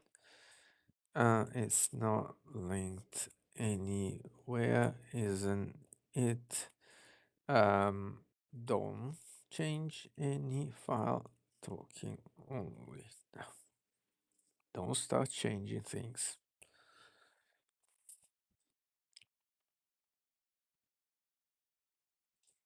You're absolutely right. The onboarding screen isn't linked anywhere yet. These are the ways that you currently view it.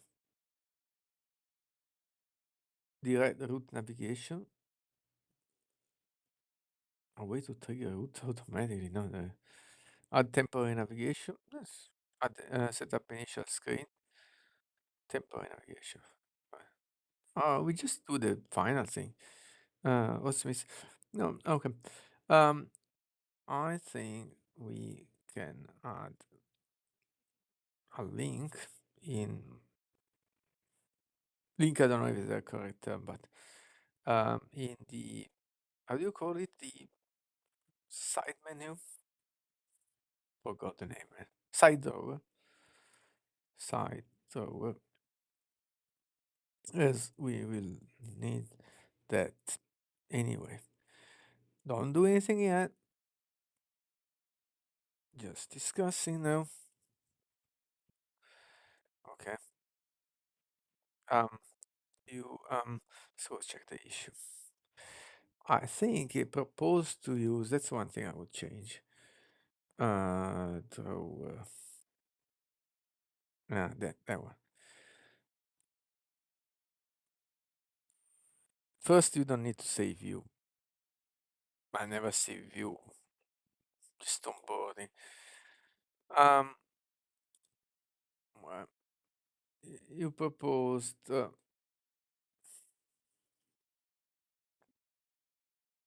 use the name label view onboarding quotes, uh, which I don't like too much,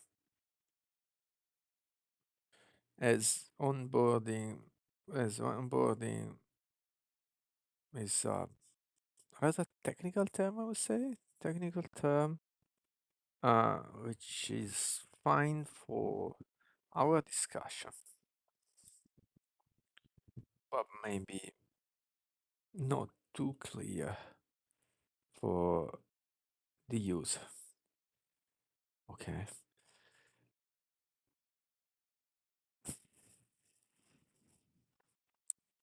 About. About. That's what they do. That's an extended about. What about? Initially, I was thinking help to use the label help, but now I think about is better. Um, Reasons being that users are already familiar with that term being used for apps, and while normally about is terse is much simpler and terser, it can be thought as an extended about. Anyway, um, can you think whether or not this is a good idea? And or otherwise, suggest alternatives and change files.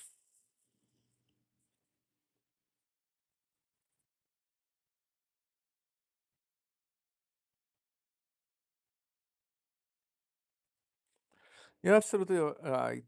Onboarding is too technical, and view onboarding sounds like a tutorial replay rather than something the user would naturally seek out. What about idea?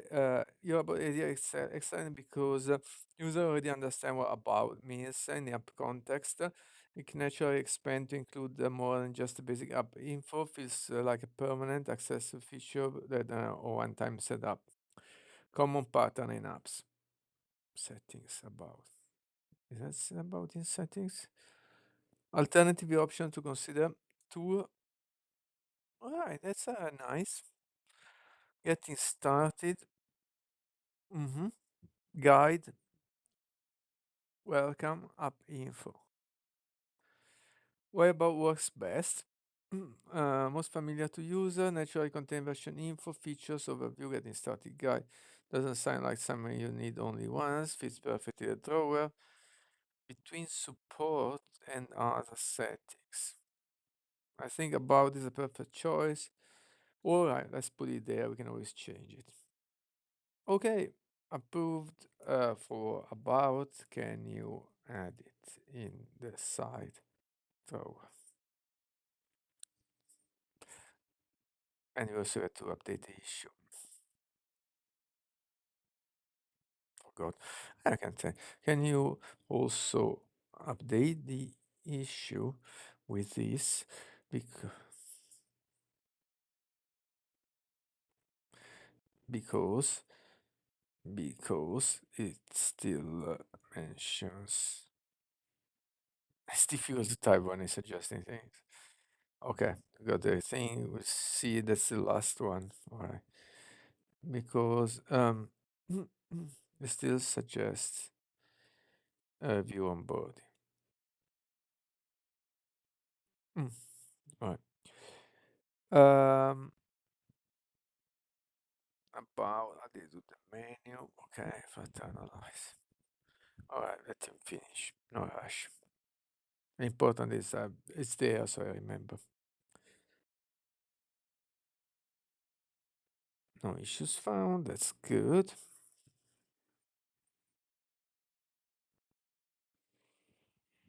Go abandon the bot. Done.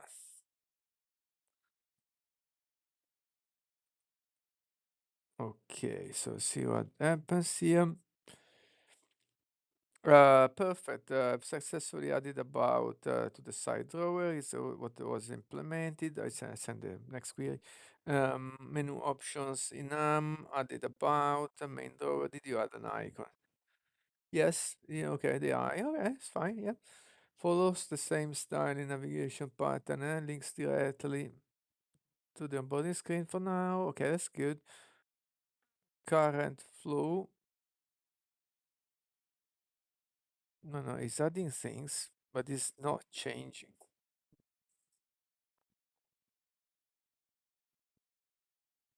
Can you also update the issue?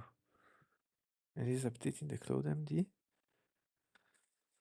Open the outside door, user can access onboarding. Eventually, when completes onboarding and the about, the final get started button complete to the paywall when it's implemented. Perfect.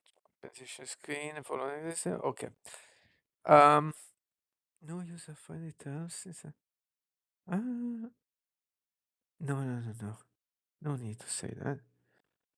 I meant the GitHub issue says view onboarding for site drawer.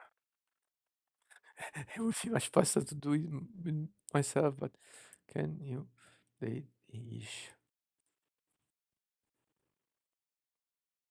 It gets addictive to do everything in AI when doing it yourself would be much quicker because it's like a game. It's fun every time I guess. Would he understand this simple thing and he rewrite the whole thing? That's annoying. That's very annoying. Now, how can I know what actually was changed? Because perhaps that's the only way to do it with GitHub. Yeah, you can't patch. You can't patch. You can say the diff.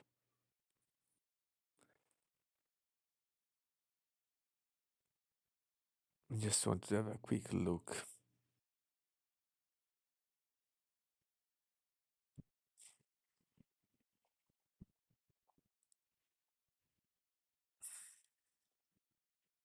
Difficult to create an onboarding flow, value proposition leading to personal engagement, background. Oh, it's totally different. Many things updated. Onboarding flow design. I changed this. No,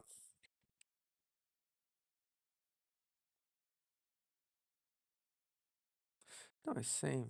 I just got confused by the formatting.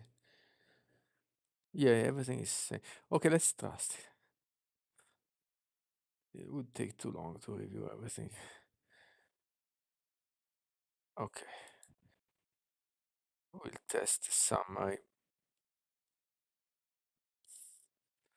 Change view onboarding to about throughout the requirements. Adding the note about user-friendly terms instead of technical jargon.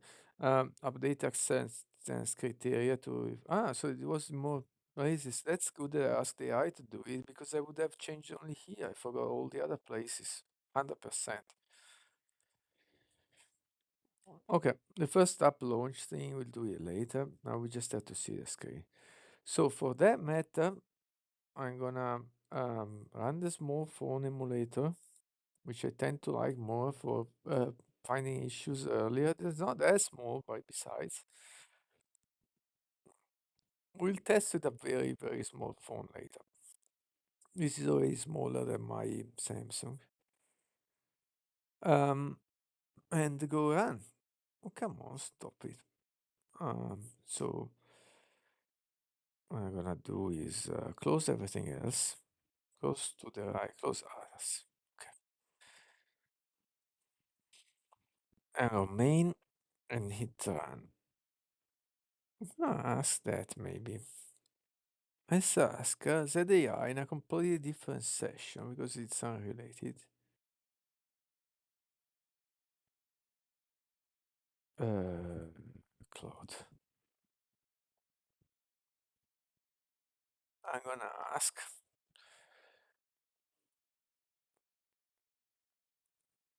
ZAI too. I'm gonna ask. Normally to start an Android app, my Flutter app in VS Code, I start the emulator and verify that is selected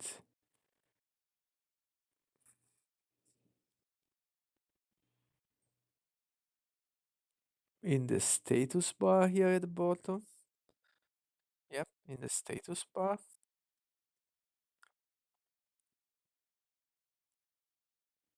Then open main dart and click run on top of the main method. I think it is the main method.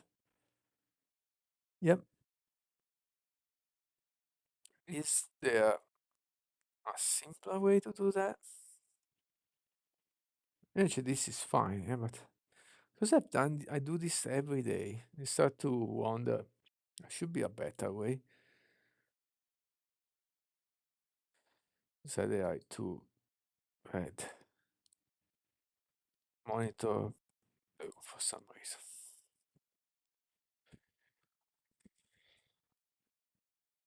Yes, you can use VS Code built-in Flutter commands or the terminal. Okay. Flutter emulator list. Could not find a short option starting with hyphen list. Yeah, of course. You mean hyphen before I check. Slow API request. Don't worry about that. Just retry.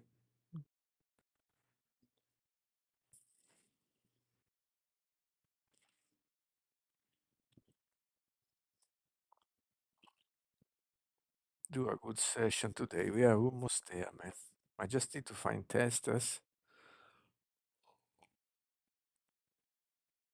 I need to start publicize Flutter emulators.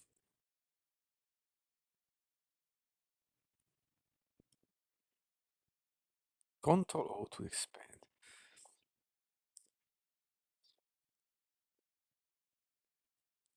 No indication if it's running or not. Emulation ID, small phone is called. Okay, Control O to toggle. Using the VS Code command palette, using the terminal. I think that would be a good idea. Stable Pixel 8.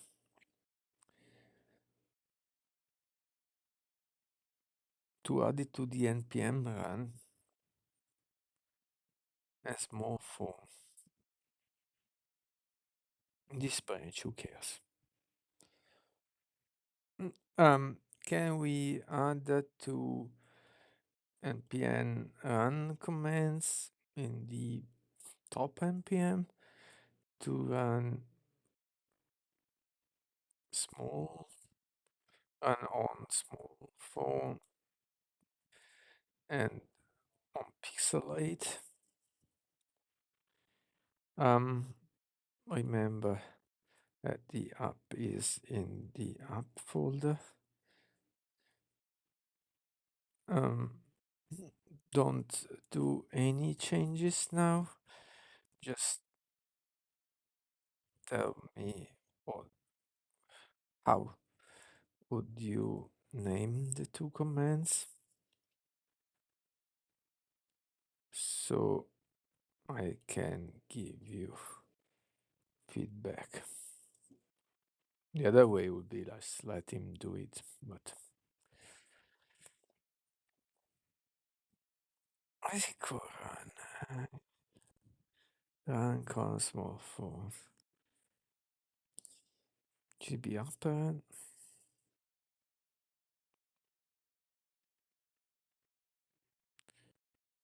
because it's run npm run. Uh, I like mm, small in pixel. Yeah,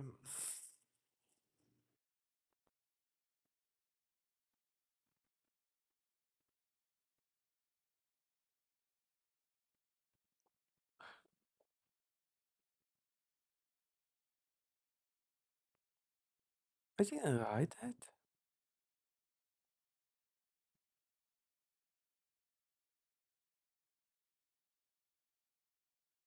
Can I just say why is it doing things? Code settings. What happened? Settings? What? Codec settings. It's outside the screen. That's annoying. Read docs, open config to ml.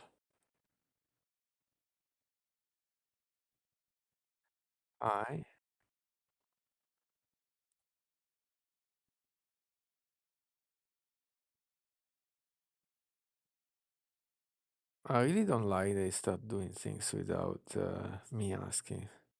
Auto. That's probably the one. Yeah. Or probably that's the setting that. You know that I'm a bit ashamed, but I saw these two ML extensions everywhere. I'm a bit ashamed to say. It looks like a normal property file, but I never saw 2ML. I never knew what 2ML extension is. What is 2ML extensions in the context of software software dev? Ooh, there is a thinking mode. No need, man.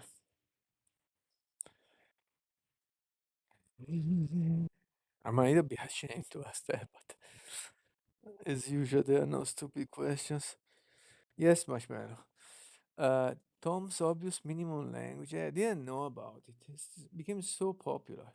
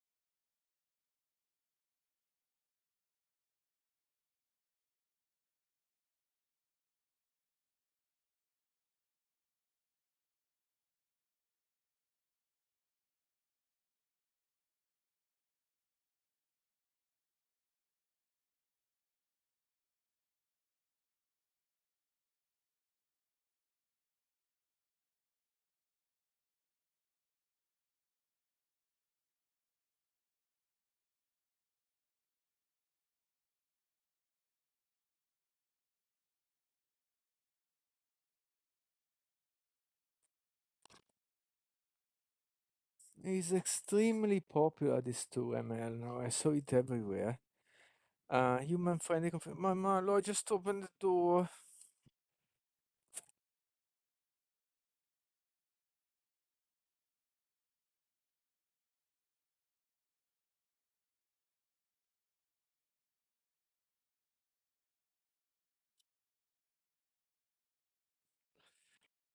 For human friendly configuration format using software projects. Rust. It's using Rust. Oh, yes, so it in Rust. Python. Virus config 2. Simple typed.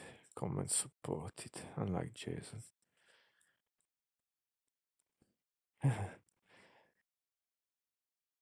Key value table, sorry.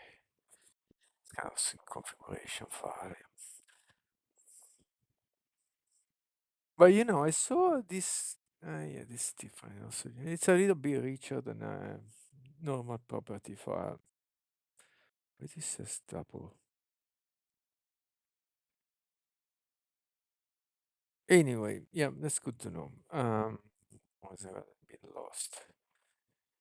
Um, right. Yeah, we were thinking how to launch the thing, run npm run. However, let's go on with the discussion. It would read as npm run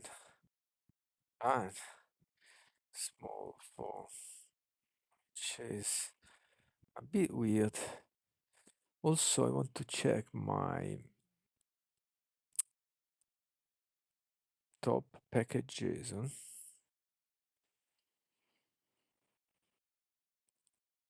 Or what else we can run from here? Not much. But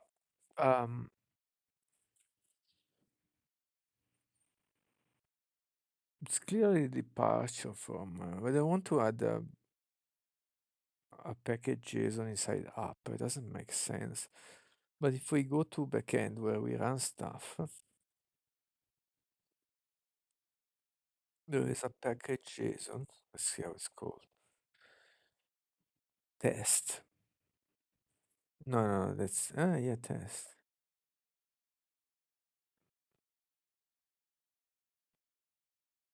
That's a bit weird. No, but that's by test. Okay, that's ready for test, not for running. What about the website? That's where you can more run. There is shell and start. Start.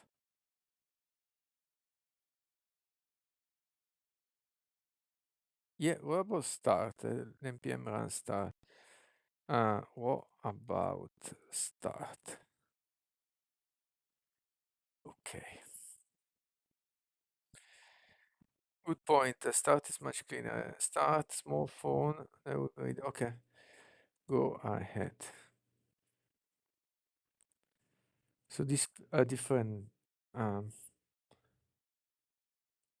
it's a different agent, a different execution than the other one because it's totally unrelated. Okay, now we can try.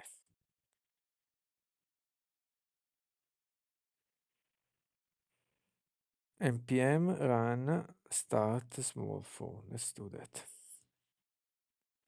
Open a new shell, but not here. We have to go to the project.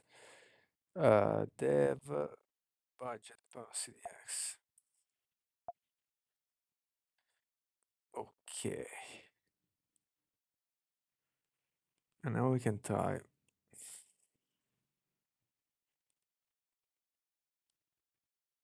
Let's go to see this onboarding screen. I don't expect much because it was a one shot. Android emulator exceeded code 1 during start. No wireless devices were found.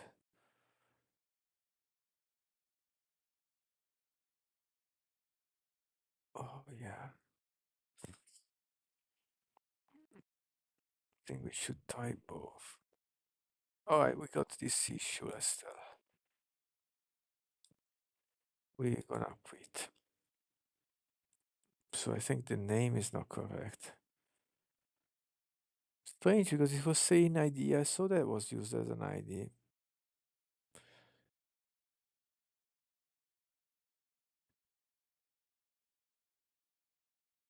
Okay, there was no specification of the device at all.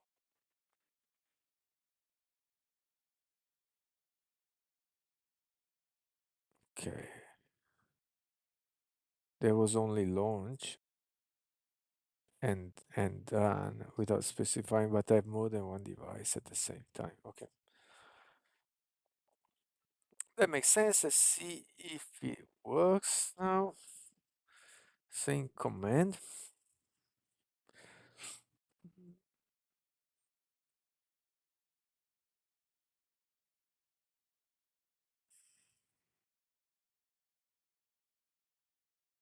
Mm, didn't work. I thought that would be easy, but it's not.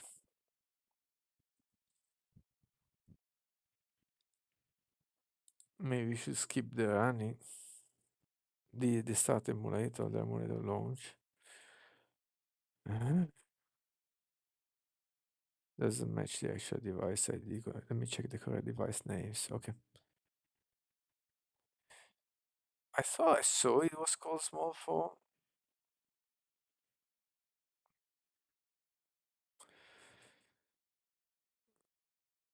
Uh, Control O. It was used to be Control R. It became Control O now. So mobile, Android, that's the emulator. Emulator 554, that's the idea, isn't it? No column explanation. That's really bad, man.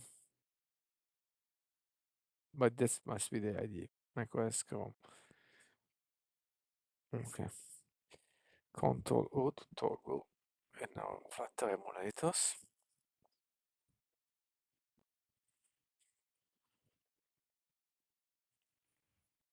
Do you want to make edit to the packages? What did he do? No, that's bad. Makes no sense, mate. No, we can't leave Flutter without specifying where because I always have multiple devices connected and running at any one time. We already fixed that. Now it's annoying. So we maybe have to give up on this.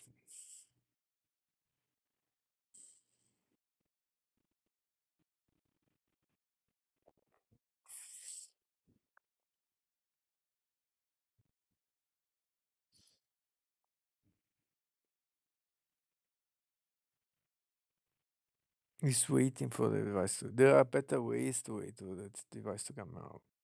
Up is IDB.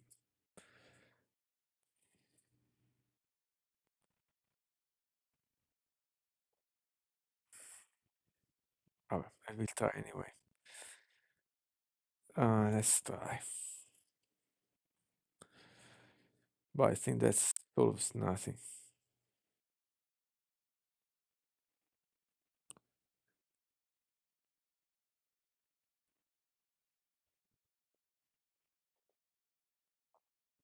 Hey, Marshmallow. I think just try let's keep it simple and only the last command.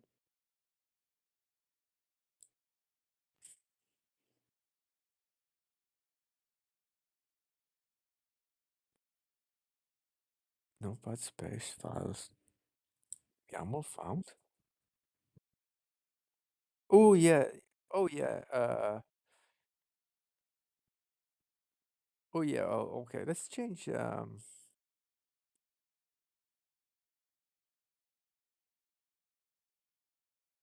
Where is it? Where is it?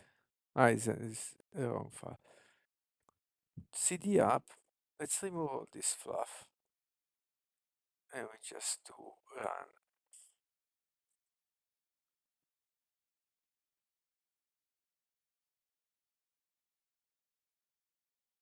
CD up and run. Small phone. Okay.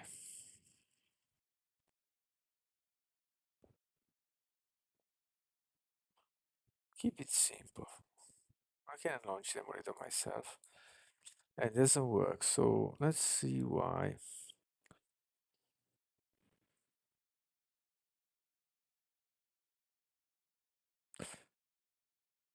Just I don't think I can target the more small phone. I think I need to use that. But the problem is whatever emulator start first, we get that name.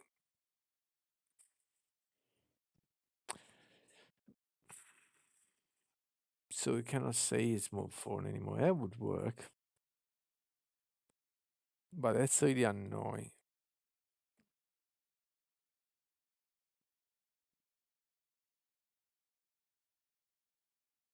Let's go get rid of this.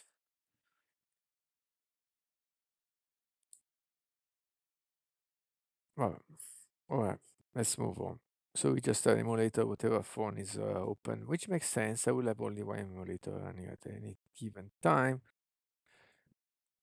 Logs, okay, cannot register FCM token. That's expected because it's not allowed.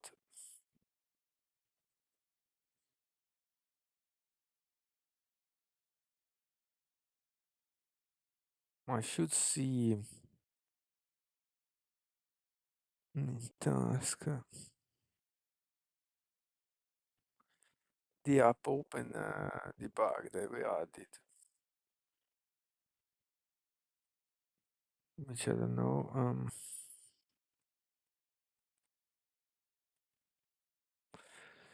Which was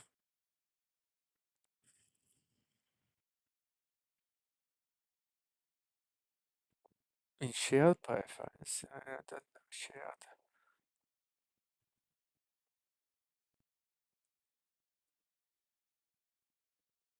Oh, it's called just preference. In pref service, I've added the logging for. There's only one log here, so there you go. Record app open today. That's what we're looking for.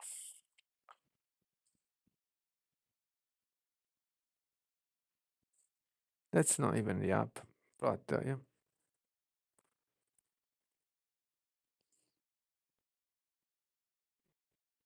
Don't see that.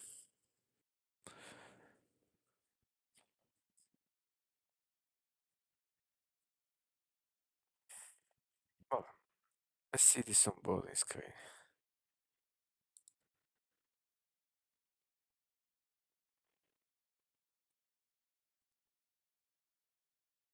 Ooh,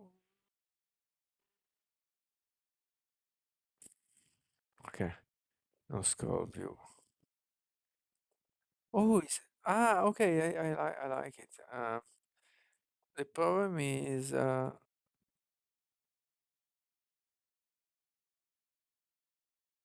doesn't explain anything. Okay, but let's start to fix the.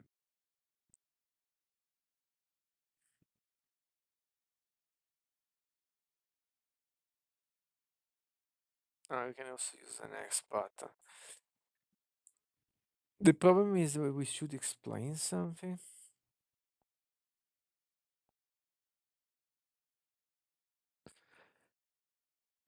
Right. It's not too bad as a first attempt, but this is basically useless. Skip. Yeah. Okay. That's a good framework. The content we'll have to think about.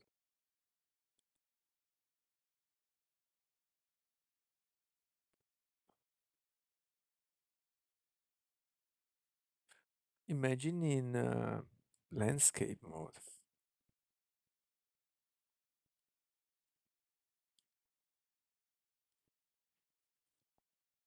Yep.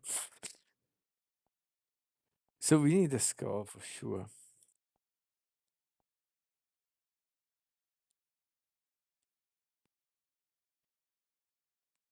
Not only for the first screen.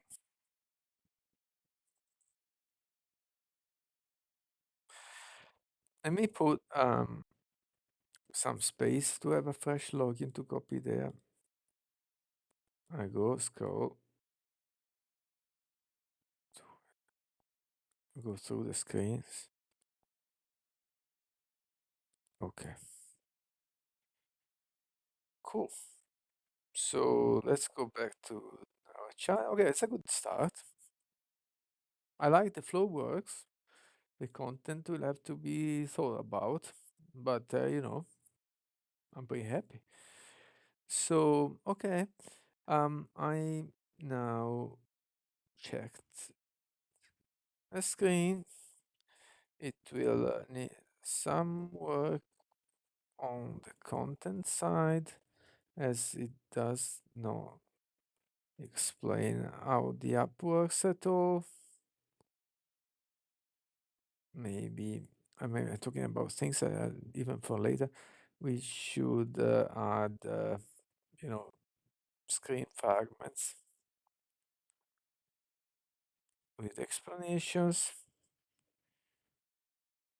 However,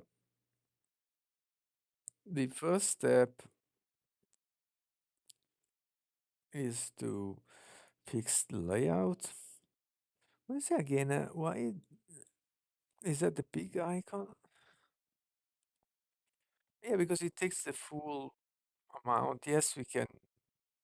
This margin is perhaps excessive, but there will be an issue anywhere. Anyway,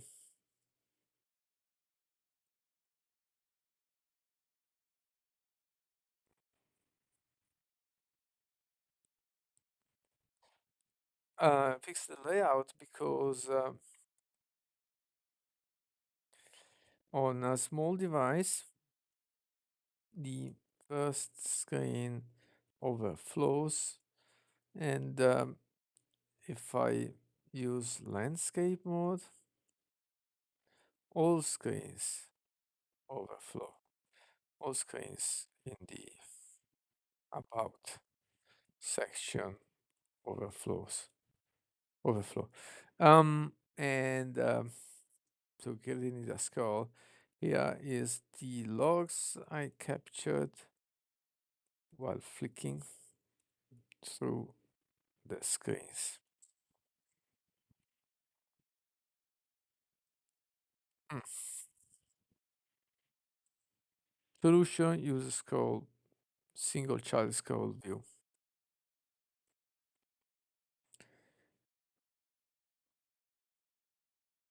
Yep. Yeah, the whole point of onboarding is let's see what it did.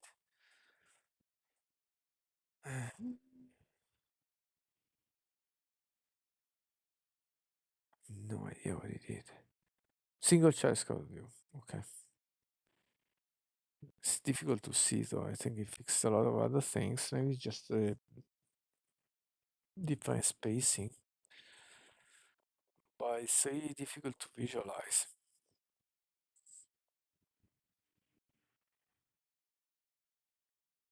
Should have committed.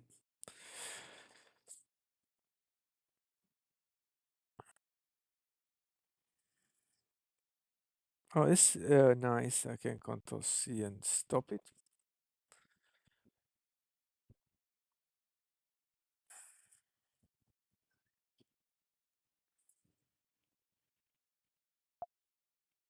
Just want to check status. Yep. Let's start to commit everything in the branch. It's doing more, man. Changing the border a little bit. Should have started with only the scroll view. But anyway.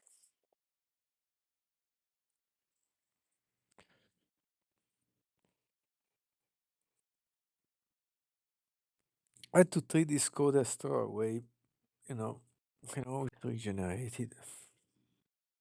But once we are happy, then I will improve it, the hell out of it. Okay. Um, Action, resizing, orientation support. Okay. Test layout fixes. Yeah, let's do it. So let's start with the Flutter Analyze first.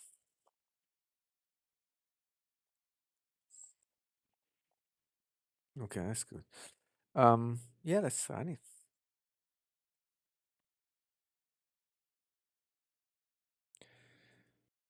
Can I grab this thing? What was the name of that method that we wanted to find? Record, and so on. Would this help? No? Ah, yeah, it's not called small phone anymore. Emulator, yeah, name.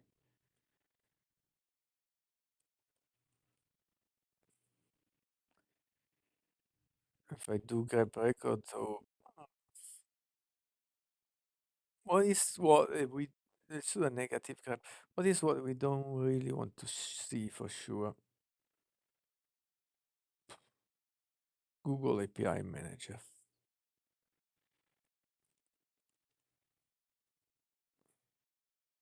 What else? Flag register. Oh, we just want to see Flutter. Yeah, maybe it's easier. Let's say pipe grep flat. Okay. Oh yeah, also for the build. Doesn't matter.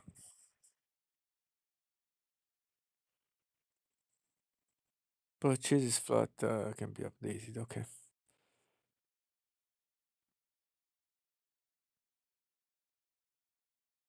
All right. Do you see anything about? Forgot. Um.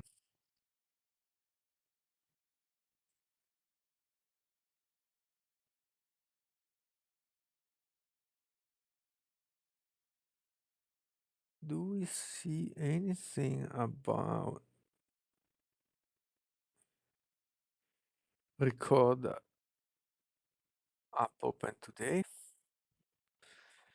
Um. Beginning flat. Flat. Okay. Then what I really want to see is this Flutter thing.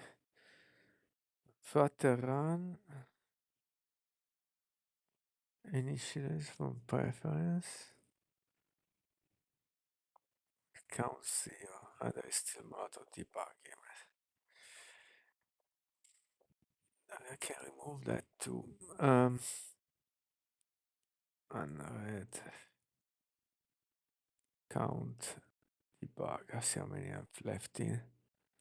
I know I shouldn't do here, but opportunistically, uh,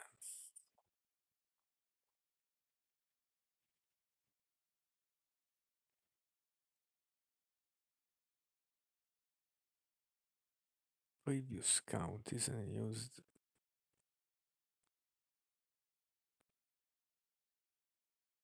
And the error. Ah, no, let's leave the errors.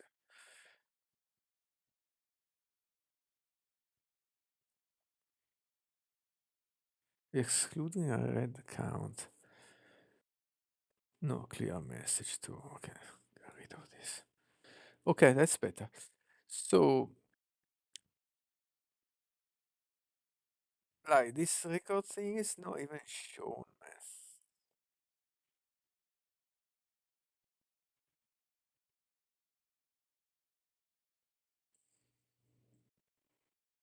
Man, it's weird. Okay, let's try this onboarding flow.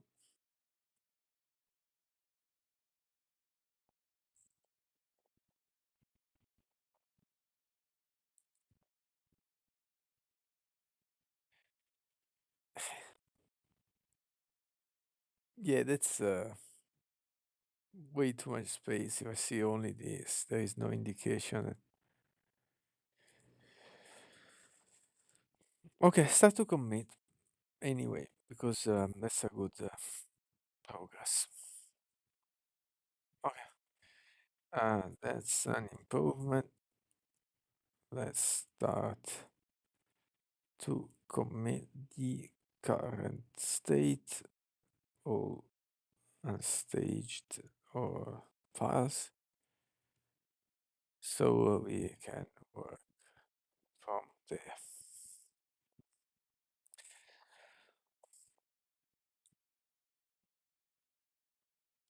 Okay.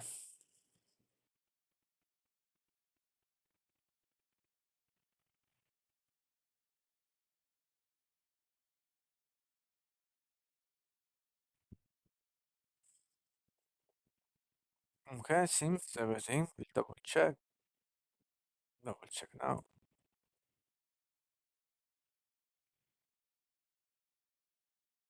No, it's not everything. I've done some other changes. I said at all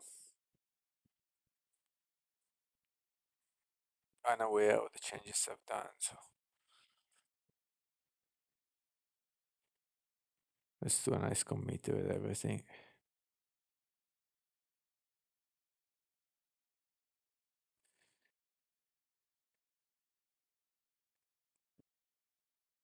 That's okay, but did you see the other changes?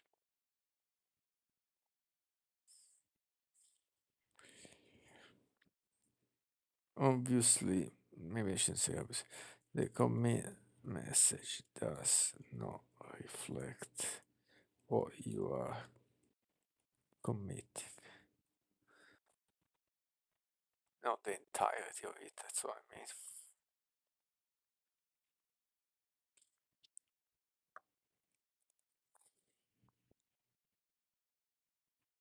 Ah, what? What you reset?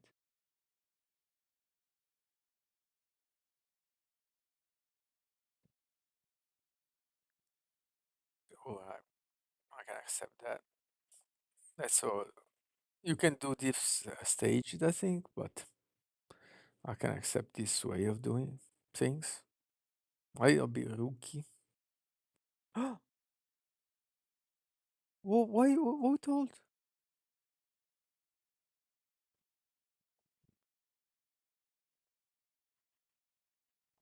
No. Who told you to change code MD?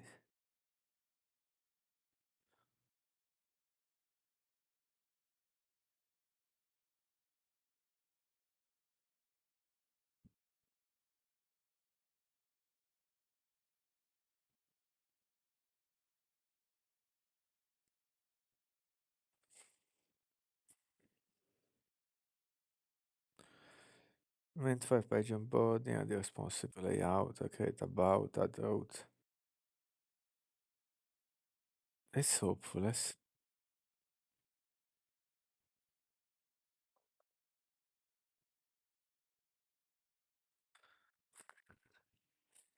I'm fighting a losing battle.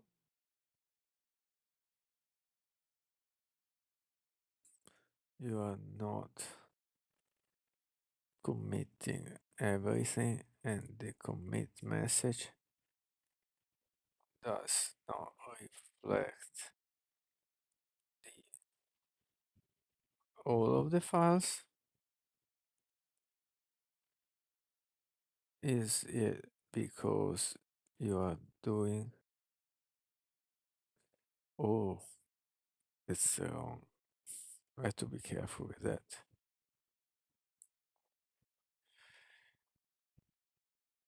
Delete it. Is it because you are doing two separate commits? Talk to me. Explain what you are doing. If I don't understand, I interrupt you.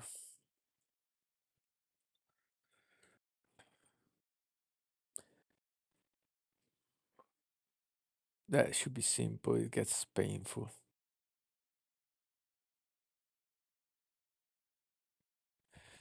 You're absolutely right to call this out. Let me explain what I'm doing and why this is problematic. what I was trying to do, I was attempting to create separate commits because I don't even. Okay, okay, okay. That's okay. This approach is wrong. Yeah, no, it's okay. It's okay to create two commits, but in the end, it would not matter because every commit will be squashed to merge to main. Do as you like.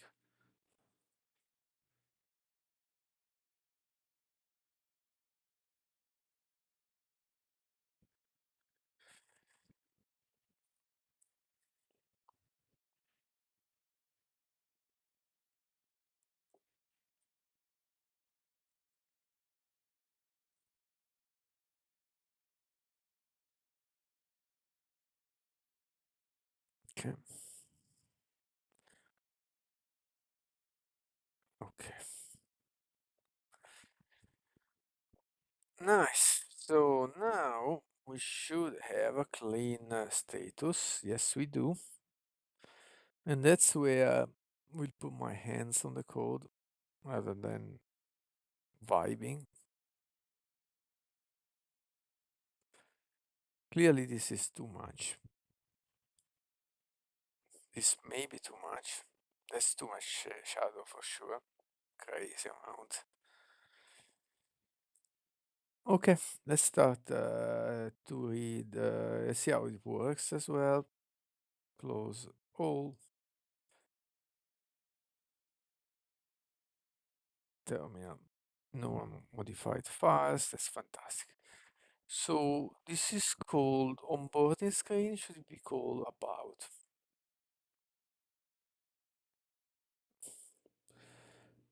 Let me ask that. Should the onboarding screen be called about or leave as is? Maybe it's better to use the same name.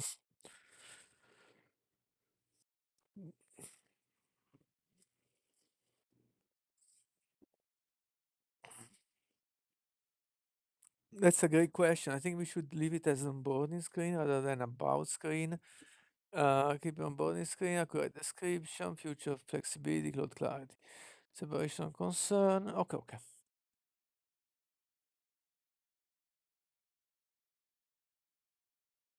okay. Let's see how this works. Ooh, I'm pretty sure we have to put our hands on this method. It's absolutely crazy. And I'm pretty sure that if we create a PR, it will fail because of the complexity. Let's reload this. How this went? Ah, that's stuck for 1 hour.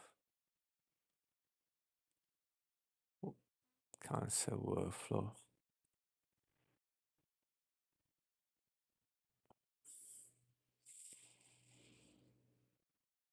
What's this branch? Wait, income list background. Okay. I think oh come on, it takes so long to die. I think we don't even need to run this one. Yeah, because we have the sequence, subsequent one. The reason why it's stuck, that's my runner. Still there, I didn't get the. Let me kill it.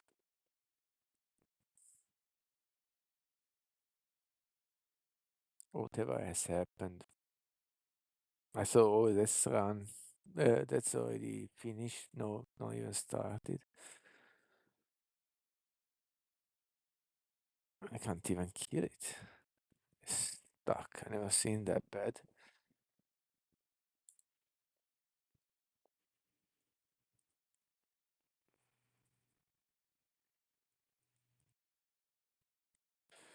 Um, Still a lot of stuff. Action. Oh, nothing. It did die already? Yeah, no. So it's called Run SH Actions Runner, yeah. Um,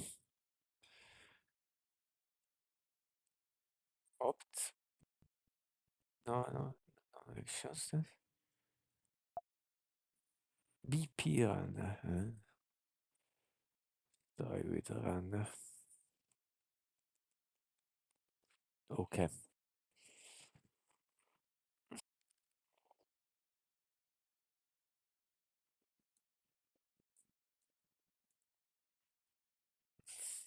Kill. I start to kill the older process. Okay. That worked. I restart it.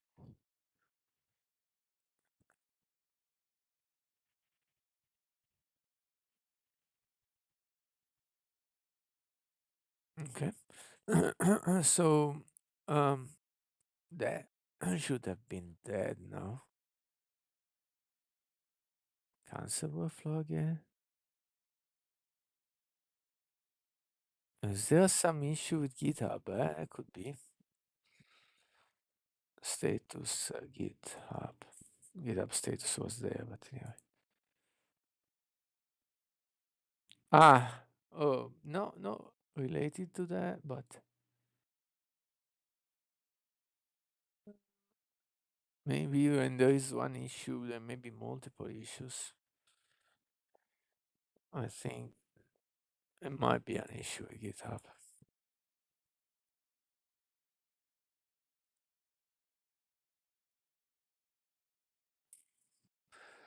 Okay, leave it there. Um, oh yeah, so the problem is how to run the matrix. And this is it. Okay, I ask about the name. Okay, don't rename it. Can you run the matrix check? Checks. See if we can figure that out. It should be written in the Cloud MD. That method needs to be split before I even start to edit the file. Perfect. Don't need that, by the way, but because it's already activated, but it's okay. That's what's written in the documentation.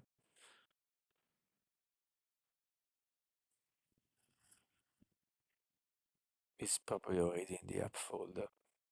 That's why it says no app.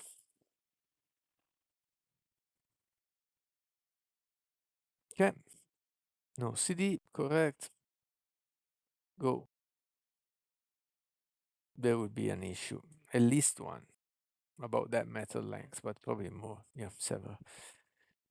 I don't know if it's several yet. Let's see. But it's red. Yeah, so Control O to say all, see all.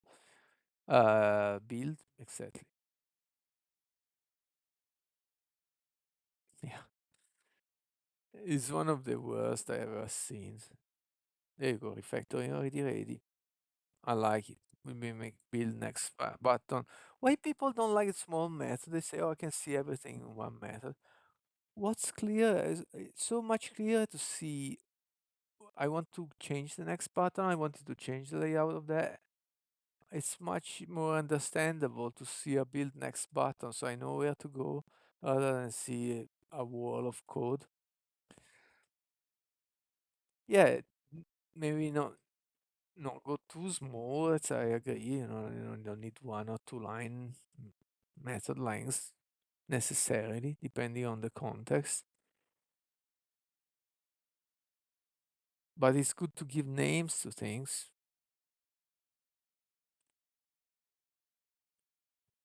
It's doing more. Let's hope everything still works.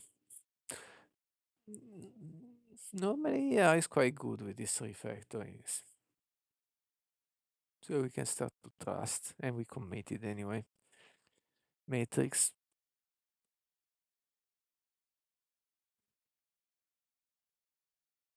Okay, that's another one.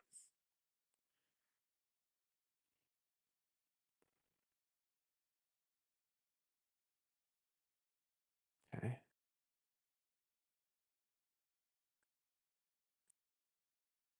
we're still working.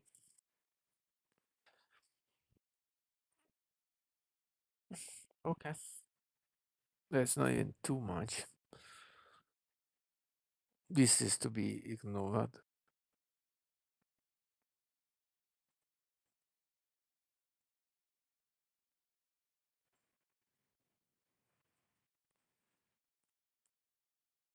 Launch the emulator. Wait until the device appear in Flutter devices.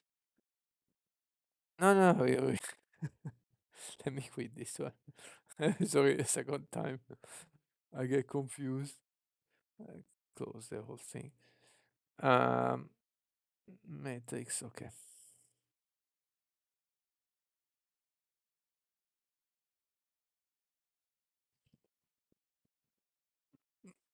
From context.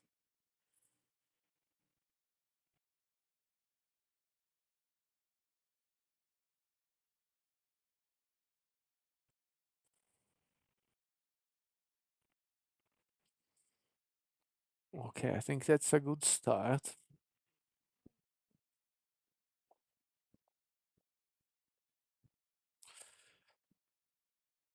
Let's see if that makes sense soon.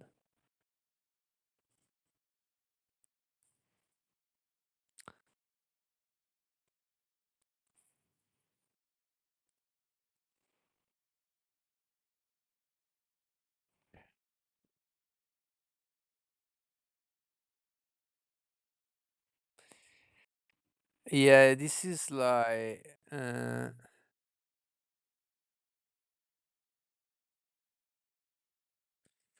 because yeah, maybe this is too much.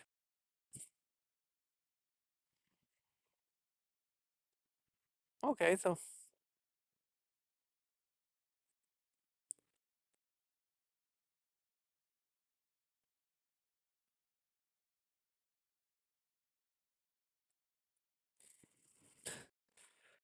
this time we should make it.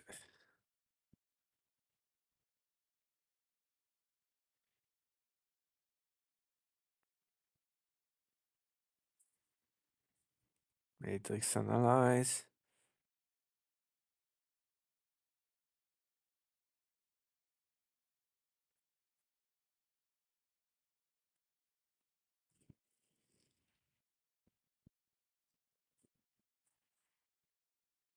Starting already to get hungry. Is it raining?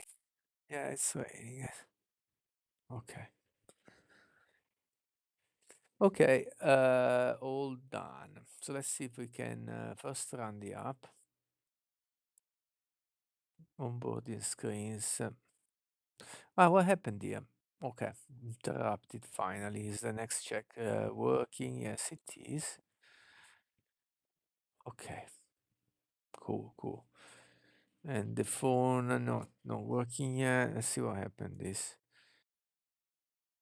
Yeah, it's starting now. Okay. Yep, now the phone is starting. Cool. In the project, we saw this is issue 181. 181. These two are done. Actually, not done. We are still in review phase. Review and test. Nothing done yet.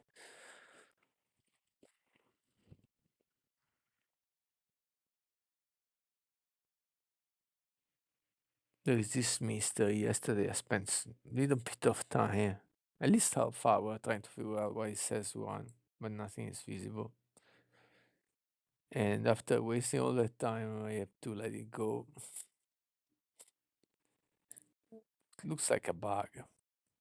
How can I say one? There is no items there. Okay, so um,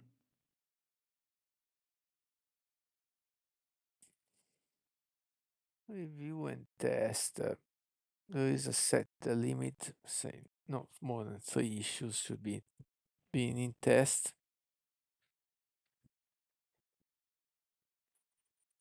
Okay, so let's see if it still works first. So that's the phone. Okay, this layout doesn't make much sense. Close.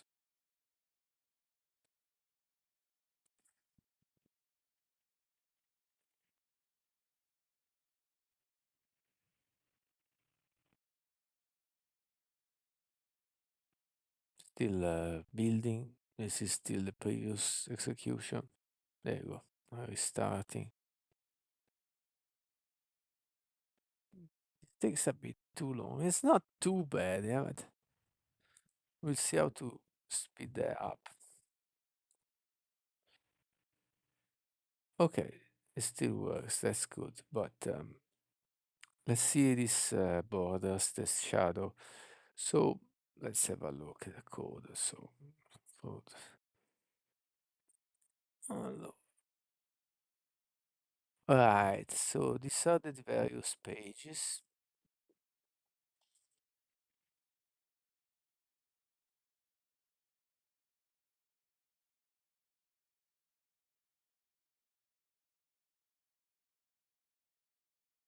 Why it said we have changed code. Yeah, we should commit first before I start to modify. Hold on. So I know, yeah, we do. We have lots of changes. Let's commit first. Uh-huh. Please commit and push. Not create API yet, just commit and push. So I can do my changes and revert them if I make a mess.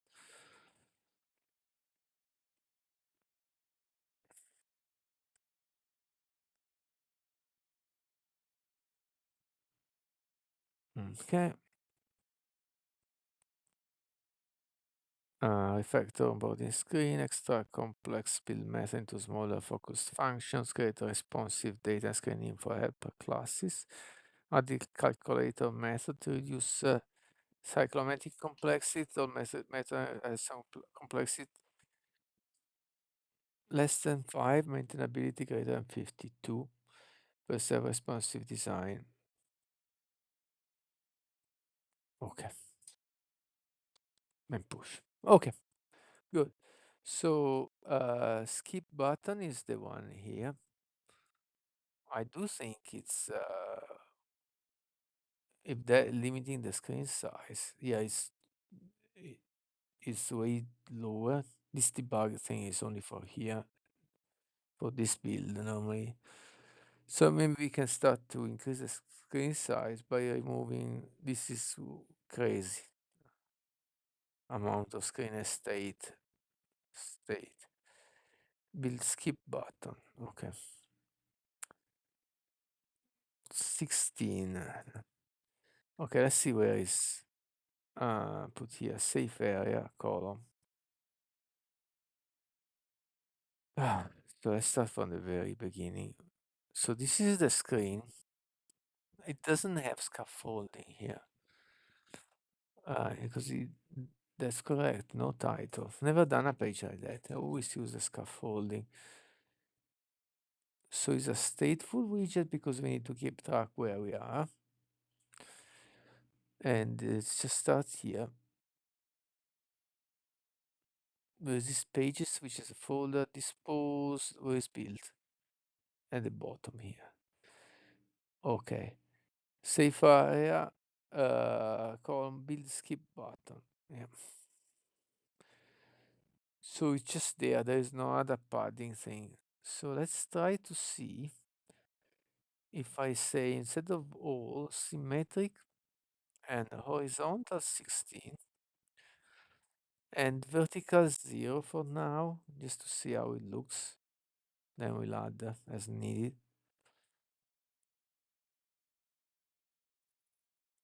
So,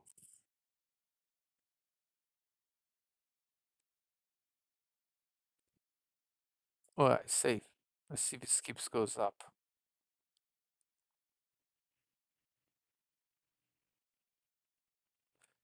Ah, no, no, because I'm running here. I think I have to tap R. Yeah, there you go.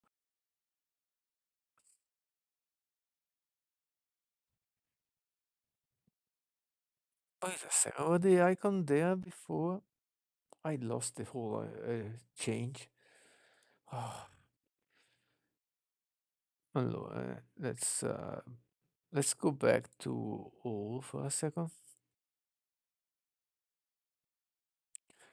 which is the same as putting the other value to 16 instead of 0, but I'm a bit paranoid. Do exactly as before. Okay, that went down. Right, so I'm happy with 0 there, definitely. So let's go with 0 because there is already safe area giving enough space. Reload. Okay. And in fact, now we have more content visible. Okay. Next, build skip button. And then we got expanded, page view builder, page controller, on page change length, bouncing scroll physics. That one. Item builder for each page. Okay. So each page is defined by this, but there is no spacing here, so it's defining correctly. Hold on. On page stain, item builder. Okay, onboarding page content here, which accept the page number, I suppose. No, it's really the page itself. Okay.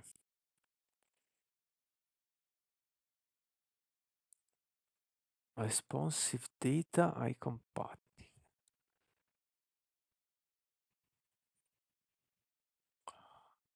Uh-huh. Icon padding, calculate padding, either 16 or 32.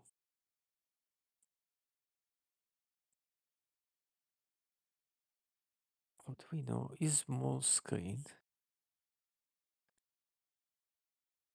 Where is that calculated? How big is this file? Too big for me. Screen info is more screen.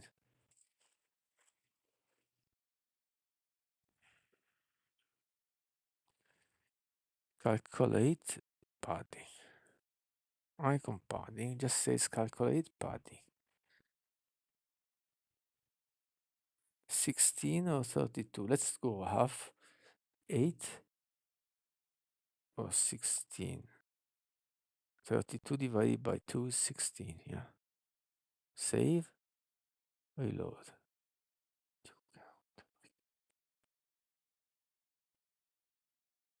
Reload.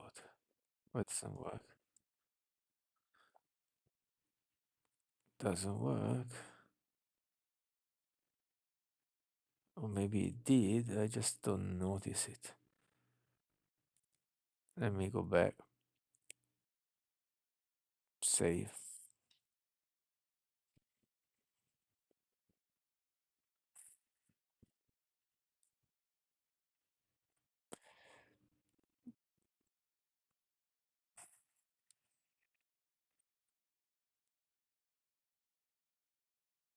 Aye.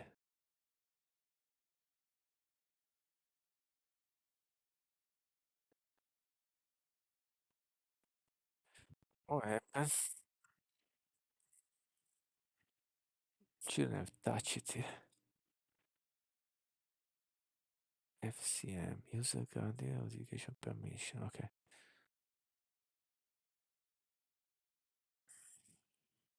Let's try again.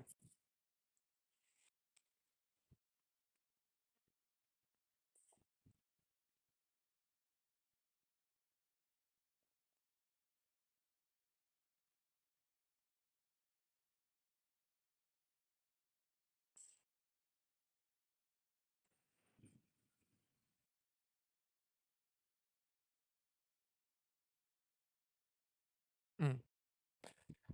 All right, now it's running.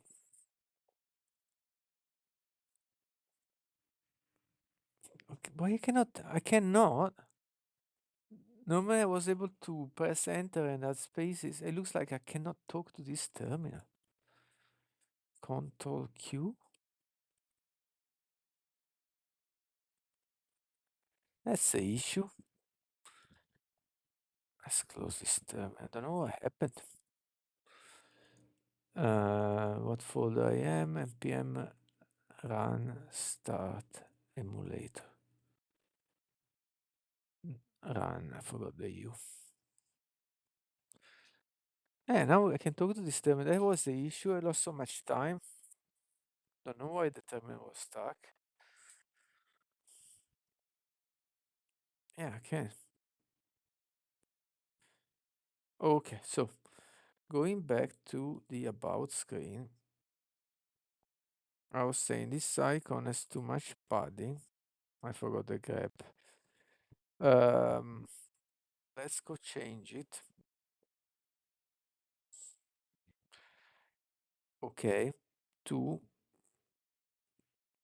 816. Save and reload, keeping an eye on this icon. Yeah, see if it's changed. Skip goes up a little bit. All right, it goes up a little bit. That's good. And now let's work a little bit with the next button. Just look for next. Okay, next page. Now that's the method actually doing the next. Let's look for next again. Build next button. Spacing 16 or 32. Let's just concentrate on the next button, which is here. Okay. Height. Style from elevation 4. That's too much, man. Go off. And that's the shadow there. Real shadow. Yeah, did it change? It's difficult to see. Probably yes. And actually, even one. This has to be super subtle for me.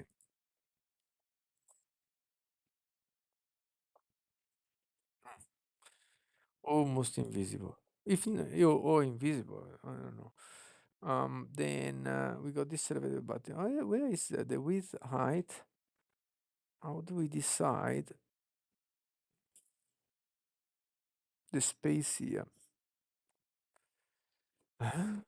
So you know what I'm going to do? I'm going to quit the app, check my changes.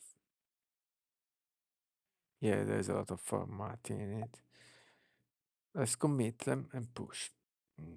No need for anything. So let's go talk to ZAI. Can you make the space after the next button a bit smaller? Below. Below is more precise. It seems, let me be more specific. It's taking too much screen real estate away from the main content. Let's see what it does.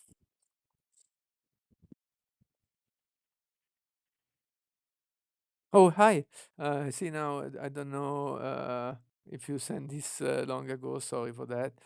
The onion. Hello. Hope you are having a fine day. Oh yeah, thanks. I'm doing fine.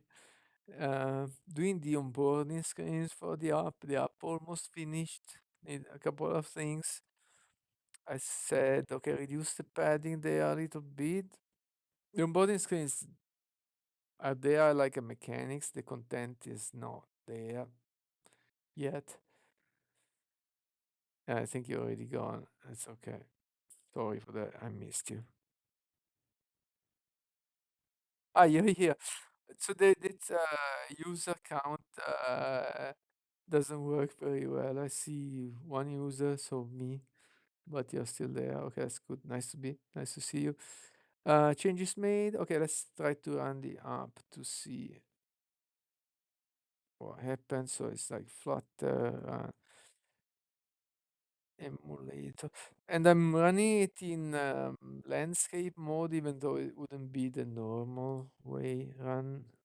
Start emulator. The normal way I would run it, but just because there are more issues in landscape mode because the tight space, but the normal mode is portrait for sure, and I will switch very soon. Okay, what happened? No pub special. Oh, okay. What?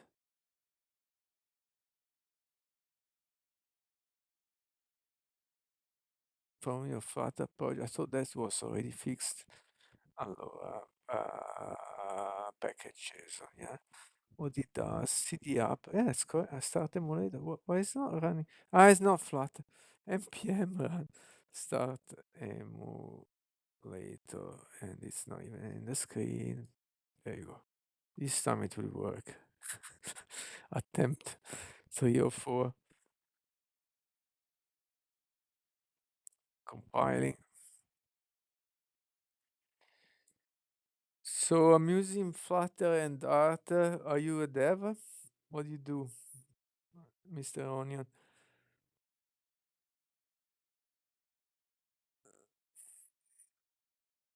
Starting.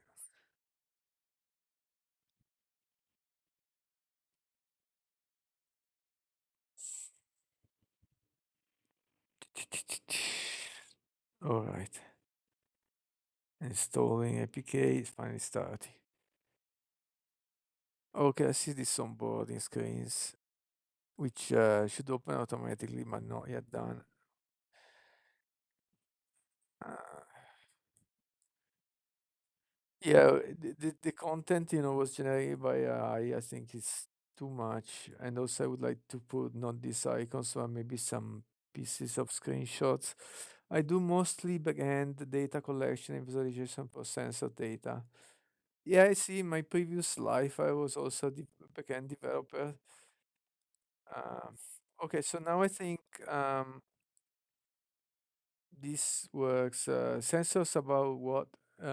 Is something like embedded programming, or you mean sensor like how do you call from some servers, not sensor from a device? Yes, in the content will have to be totally. It's very nice the interaction. It looks really professional. Can swipe, can press next, can skip, but the content have to be rethought. But it's quite good. Actually, I could merge it like that and say, the next step, let's think about the content. This is already a good starting point. The mechanism is there. Yeah, let's merge it. Um, go talk to, I'm using ZAI. I do whatever a project needs, but mainly use a low code platform, low level, I suppose you mean, called Node-RED. I am more of an integrator than a programmer. Okay, I never heard about it. Let me check it out. Node-RED. It's always something, it's so huge, the field. Low code programming from event-driven application. This is way to comment on time editor. Okay, nice. Yeah, something about our hardware. So is it device or cloud? Oh, okay. Ah, no, this is how to run, not about what to collect. Uh, Build application that collect, transform, visualize their data, building flows that can automate the world. Okay. We'll check it out more in details later. I'm more of an integrator than a programmer. Okay, but integrator does program with tools, right? Every programmer does that anyway. All right, so let's talk. So I'm using ChatGPT, except with the ChatGPT 5 codex. I finished the credits so fast with the $20 subscription, so I'm now using ZAI, which is basically unlimited with $15. It's not as good, but it's get me through. Okay, so review all the changes and commit and push. Start with that, and let's wrap it up. Then content is next step, so the PR won't be huge.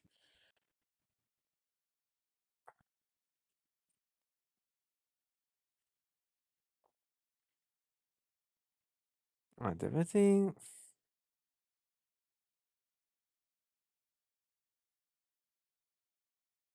Commit, optimize onboarding screen spacing, reduce navigation control, decrease button, improve screen state realization. All right, push. Um, let's create a PR with a view of managing it as it is. We will work on the content in a separate PR.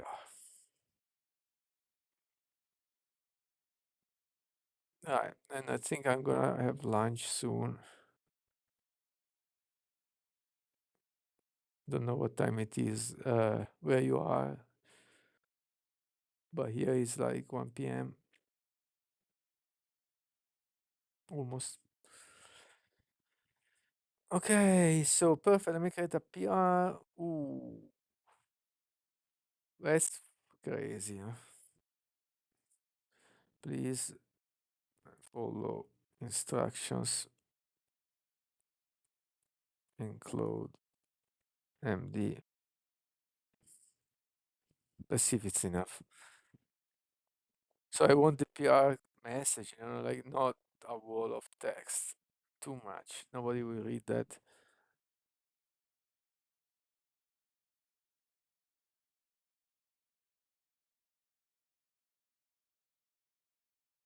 Let's see.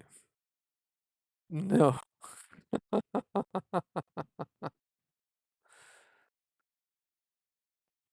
What going on? Instructions says to be brief. Did you read the document? Don't lie to me. There was a video, funny video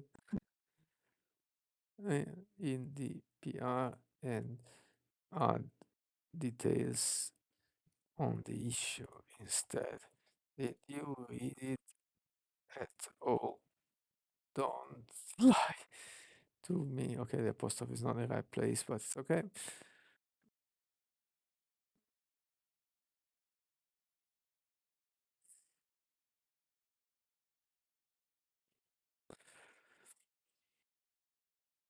Right, so here I am running a few. Okay, that worked.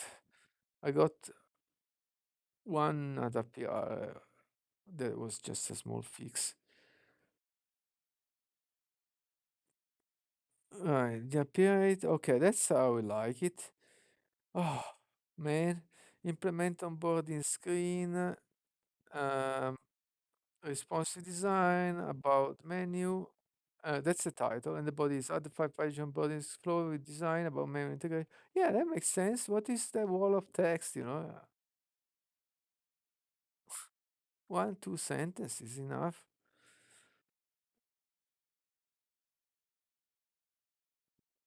If you need to put some details in the issue instead.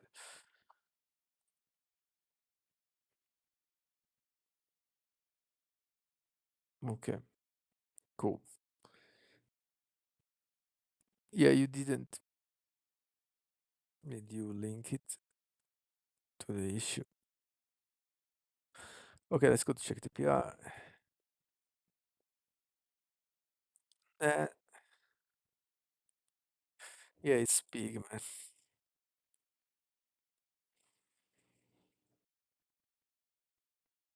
Okay, 30 here basically. Onboarding screen.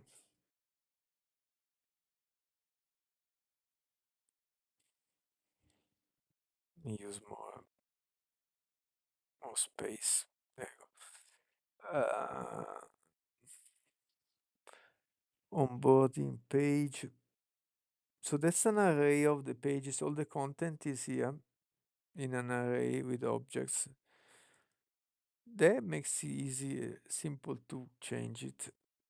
Title, subtitle, description, icon color, background color. Maybe we need support for an image so we can put some screenshot fragments. Next page. Skip onboarding, complete onboarding. Build, nice and small. Skip button, the main content, and the next button, and the or how to call it, the area with the dots for the various pages. Skip button,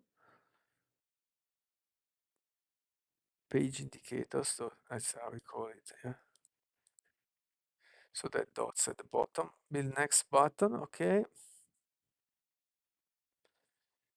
Page indicator.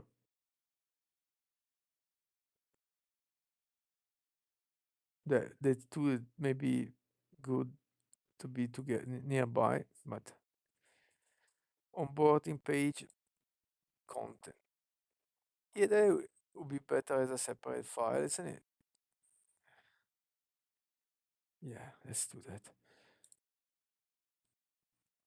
Can you extract onboarding page content in its own separate file as a top level class? Because we got this file of almost 400 lines. It's probably a matter of personal preference, but I like small files myself. Oh, sorry, almost 9 a.m. here in Finland. Ah, okay. Hey, today is Sunday. Yeah, I don't have any conception of days anymore. Day of the week, I mean, is always Sunday for me, which or is always Monday because I work on this app every day. However you want to put it.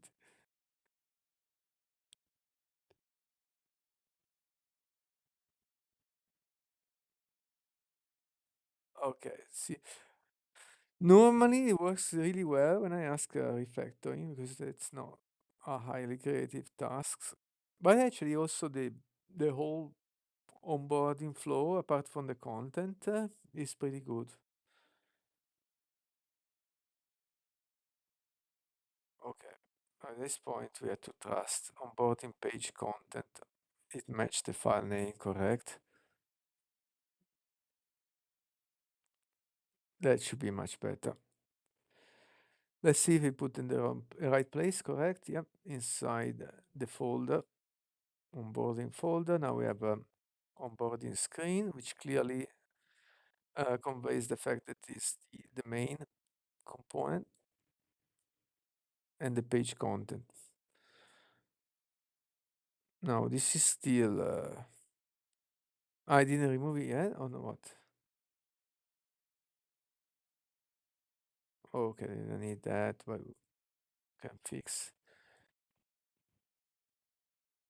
onboarding page. Yeah, I didn't remove yet, that's why it's still long. Okay, next step. Yeah, import it. Cool.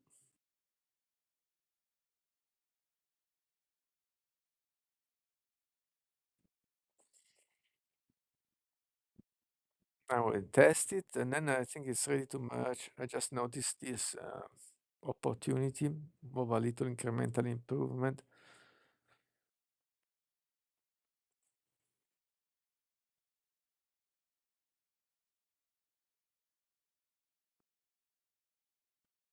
If I were paying for this, it would be $55.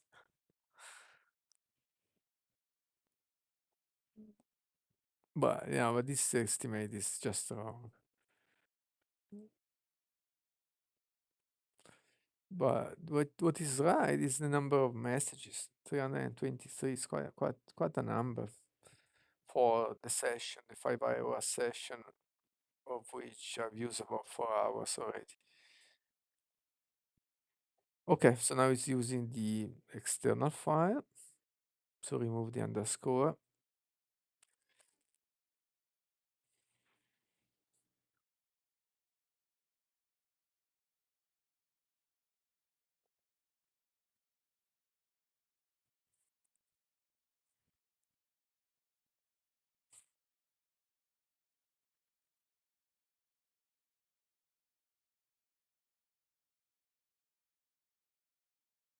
Okay, and deleting that. Great. Correct. It looks good. I mean, I hope it's correct. It looks correct on a cursory check. And now it was 400 lines about, now it's half of it. Much better. Okay, now we have a little issue with the import, but it's gonna find it with flutter analyze.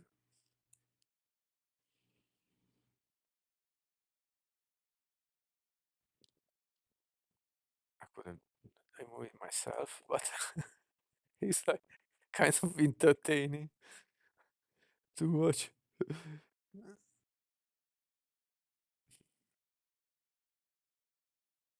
Yeah, it would take much longer removing myself, but okay, there you go. As expected. Yeah, seeing this helps me build the confidence, see what the AI does right or wrong, help me understand more. So eventually I will do this little fix myself, I guess. Okay, so we are ready for a commit, I think. Let's check again body screen again. So this is the list of pages. Dispose. Yeah, control have to be disposed. There was a memory leak. That's good. If I did do this myself, I would probably forget. Next page. Skip onboarding. Okay. The build method looks sweet. Skip button. Navigation controls. Page indicators. Next button. Page indicator. Okay, let's do that too. Really, these two, they want to stay together. Oh no, I copied too much. The page indicators and the page indicator, they want to stay together. And much easier to read. Oh, fraternalize will be fine now.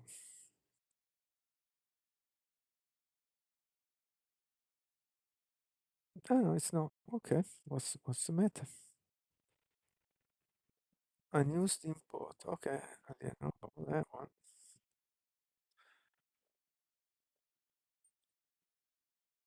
Fine.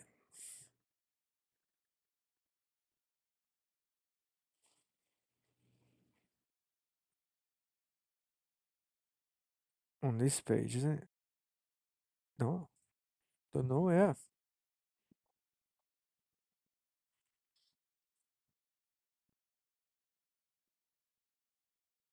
Chat and red notify. Totally different place. Why is it doing this? It didn't do the change. Um, okay, let's open the file. No, oops, mistake. Chat. Oops, again. Control P. No, it's Command P, isn't it? Command P. No, yeah, Command P.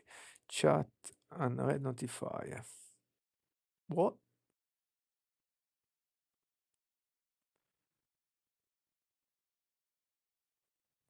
Okay, I don't know. But analyze. I think that was fine. I got confused. Yeah, there is an issue. Unused import, chat and red notifier. But I don't see it.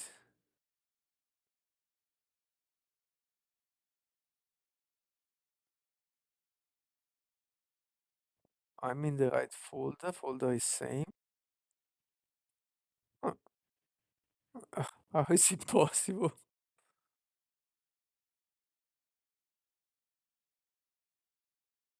Okay, it says the line number two. How is it possible? Ah, that's a test. I'm an idiot. Okay. That was confusing. Okay, that's the unused import. Okay, that makes much more sense. Okay. Yes. Can you review all on-stage files, commit everything, and push,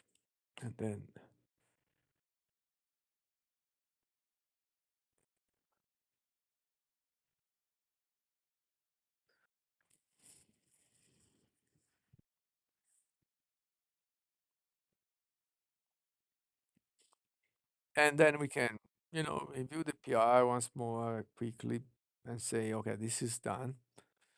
And then we can work on the content in a separate PR in the afternoon. I didn't read that. It doesn't matter. The commits get squashed, so that's why I didn't read it. Push.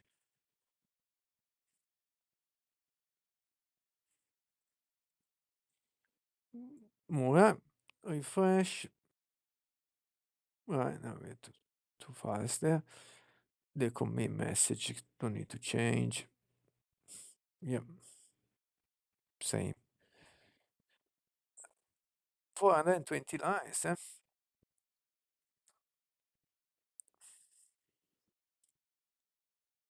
So this is the content. It is a little bit too much indentation, but I can accept it for now.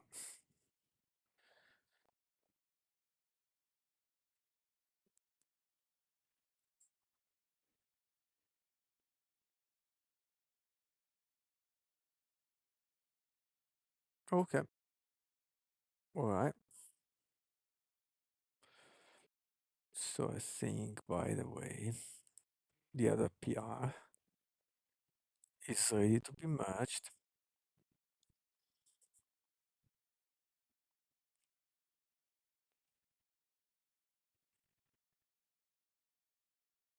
Now go back to the first PR. I can ask to update it.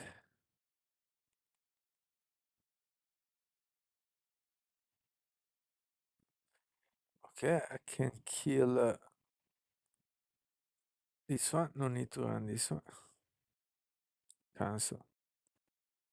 Because we run it here. And now this PR is number what? 182. I have a little script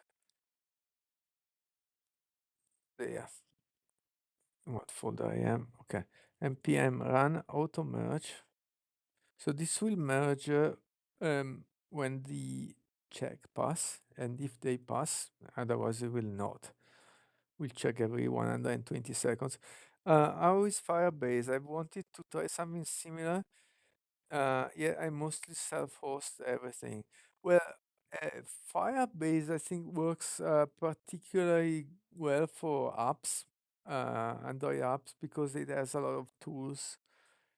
Uh, it's okay. I think they are the cool kids won't use Firebase. They use other tools that are more developer friendly, but built on top of Firebase. But then first you start paying the middleman as well instead of directly the producer, like either AWS, Google, Azure, right, the big players. Um, and I'm okay.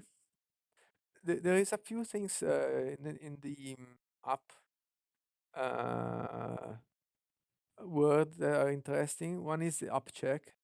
Or doing order, not of importance. I'm going through here.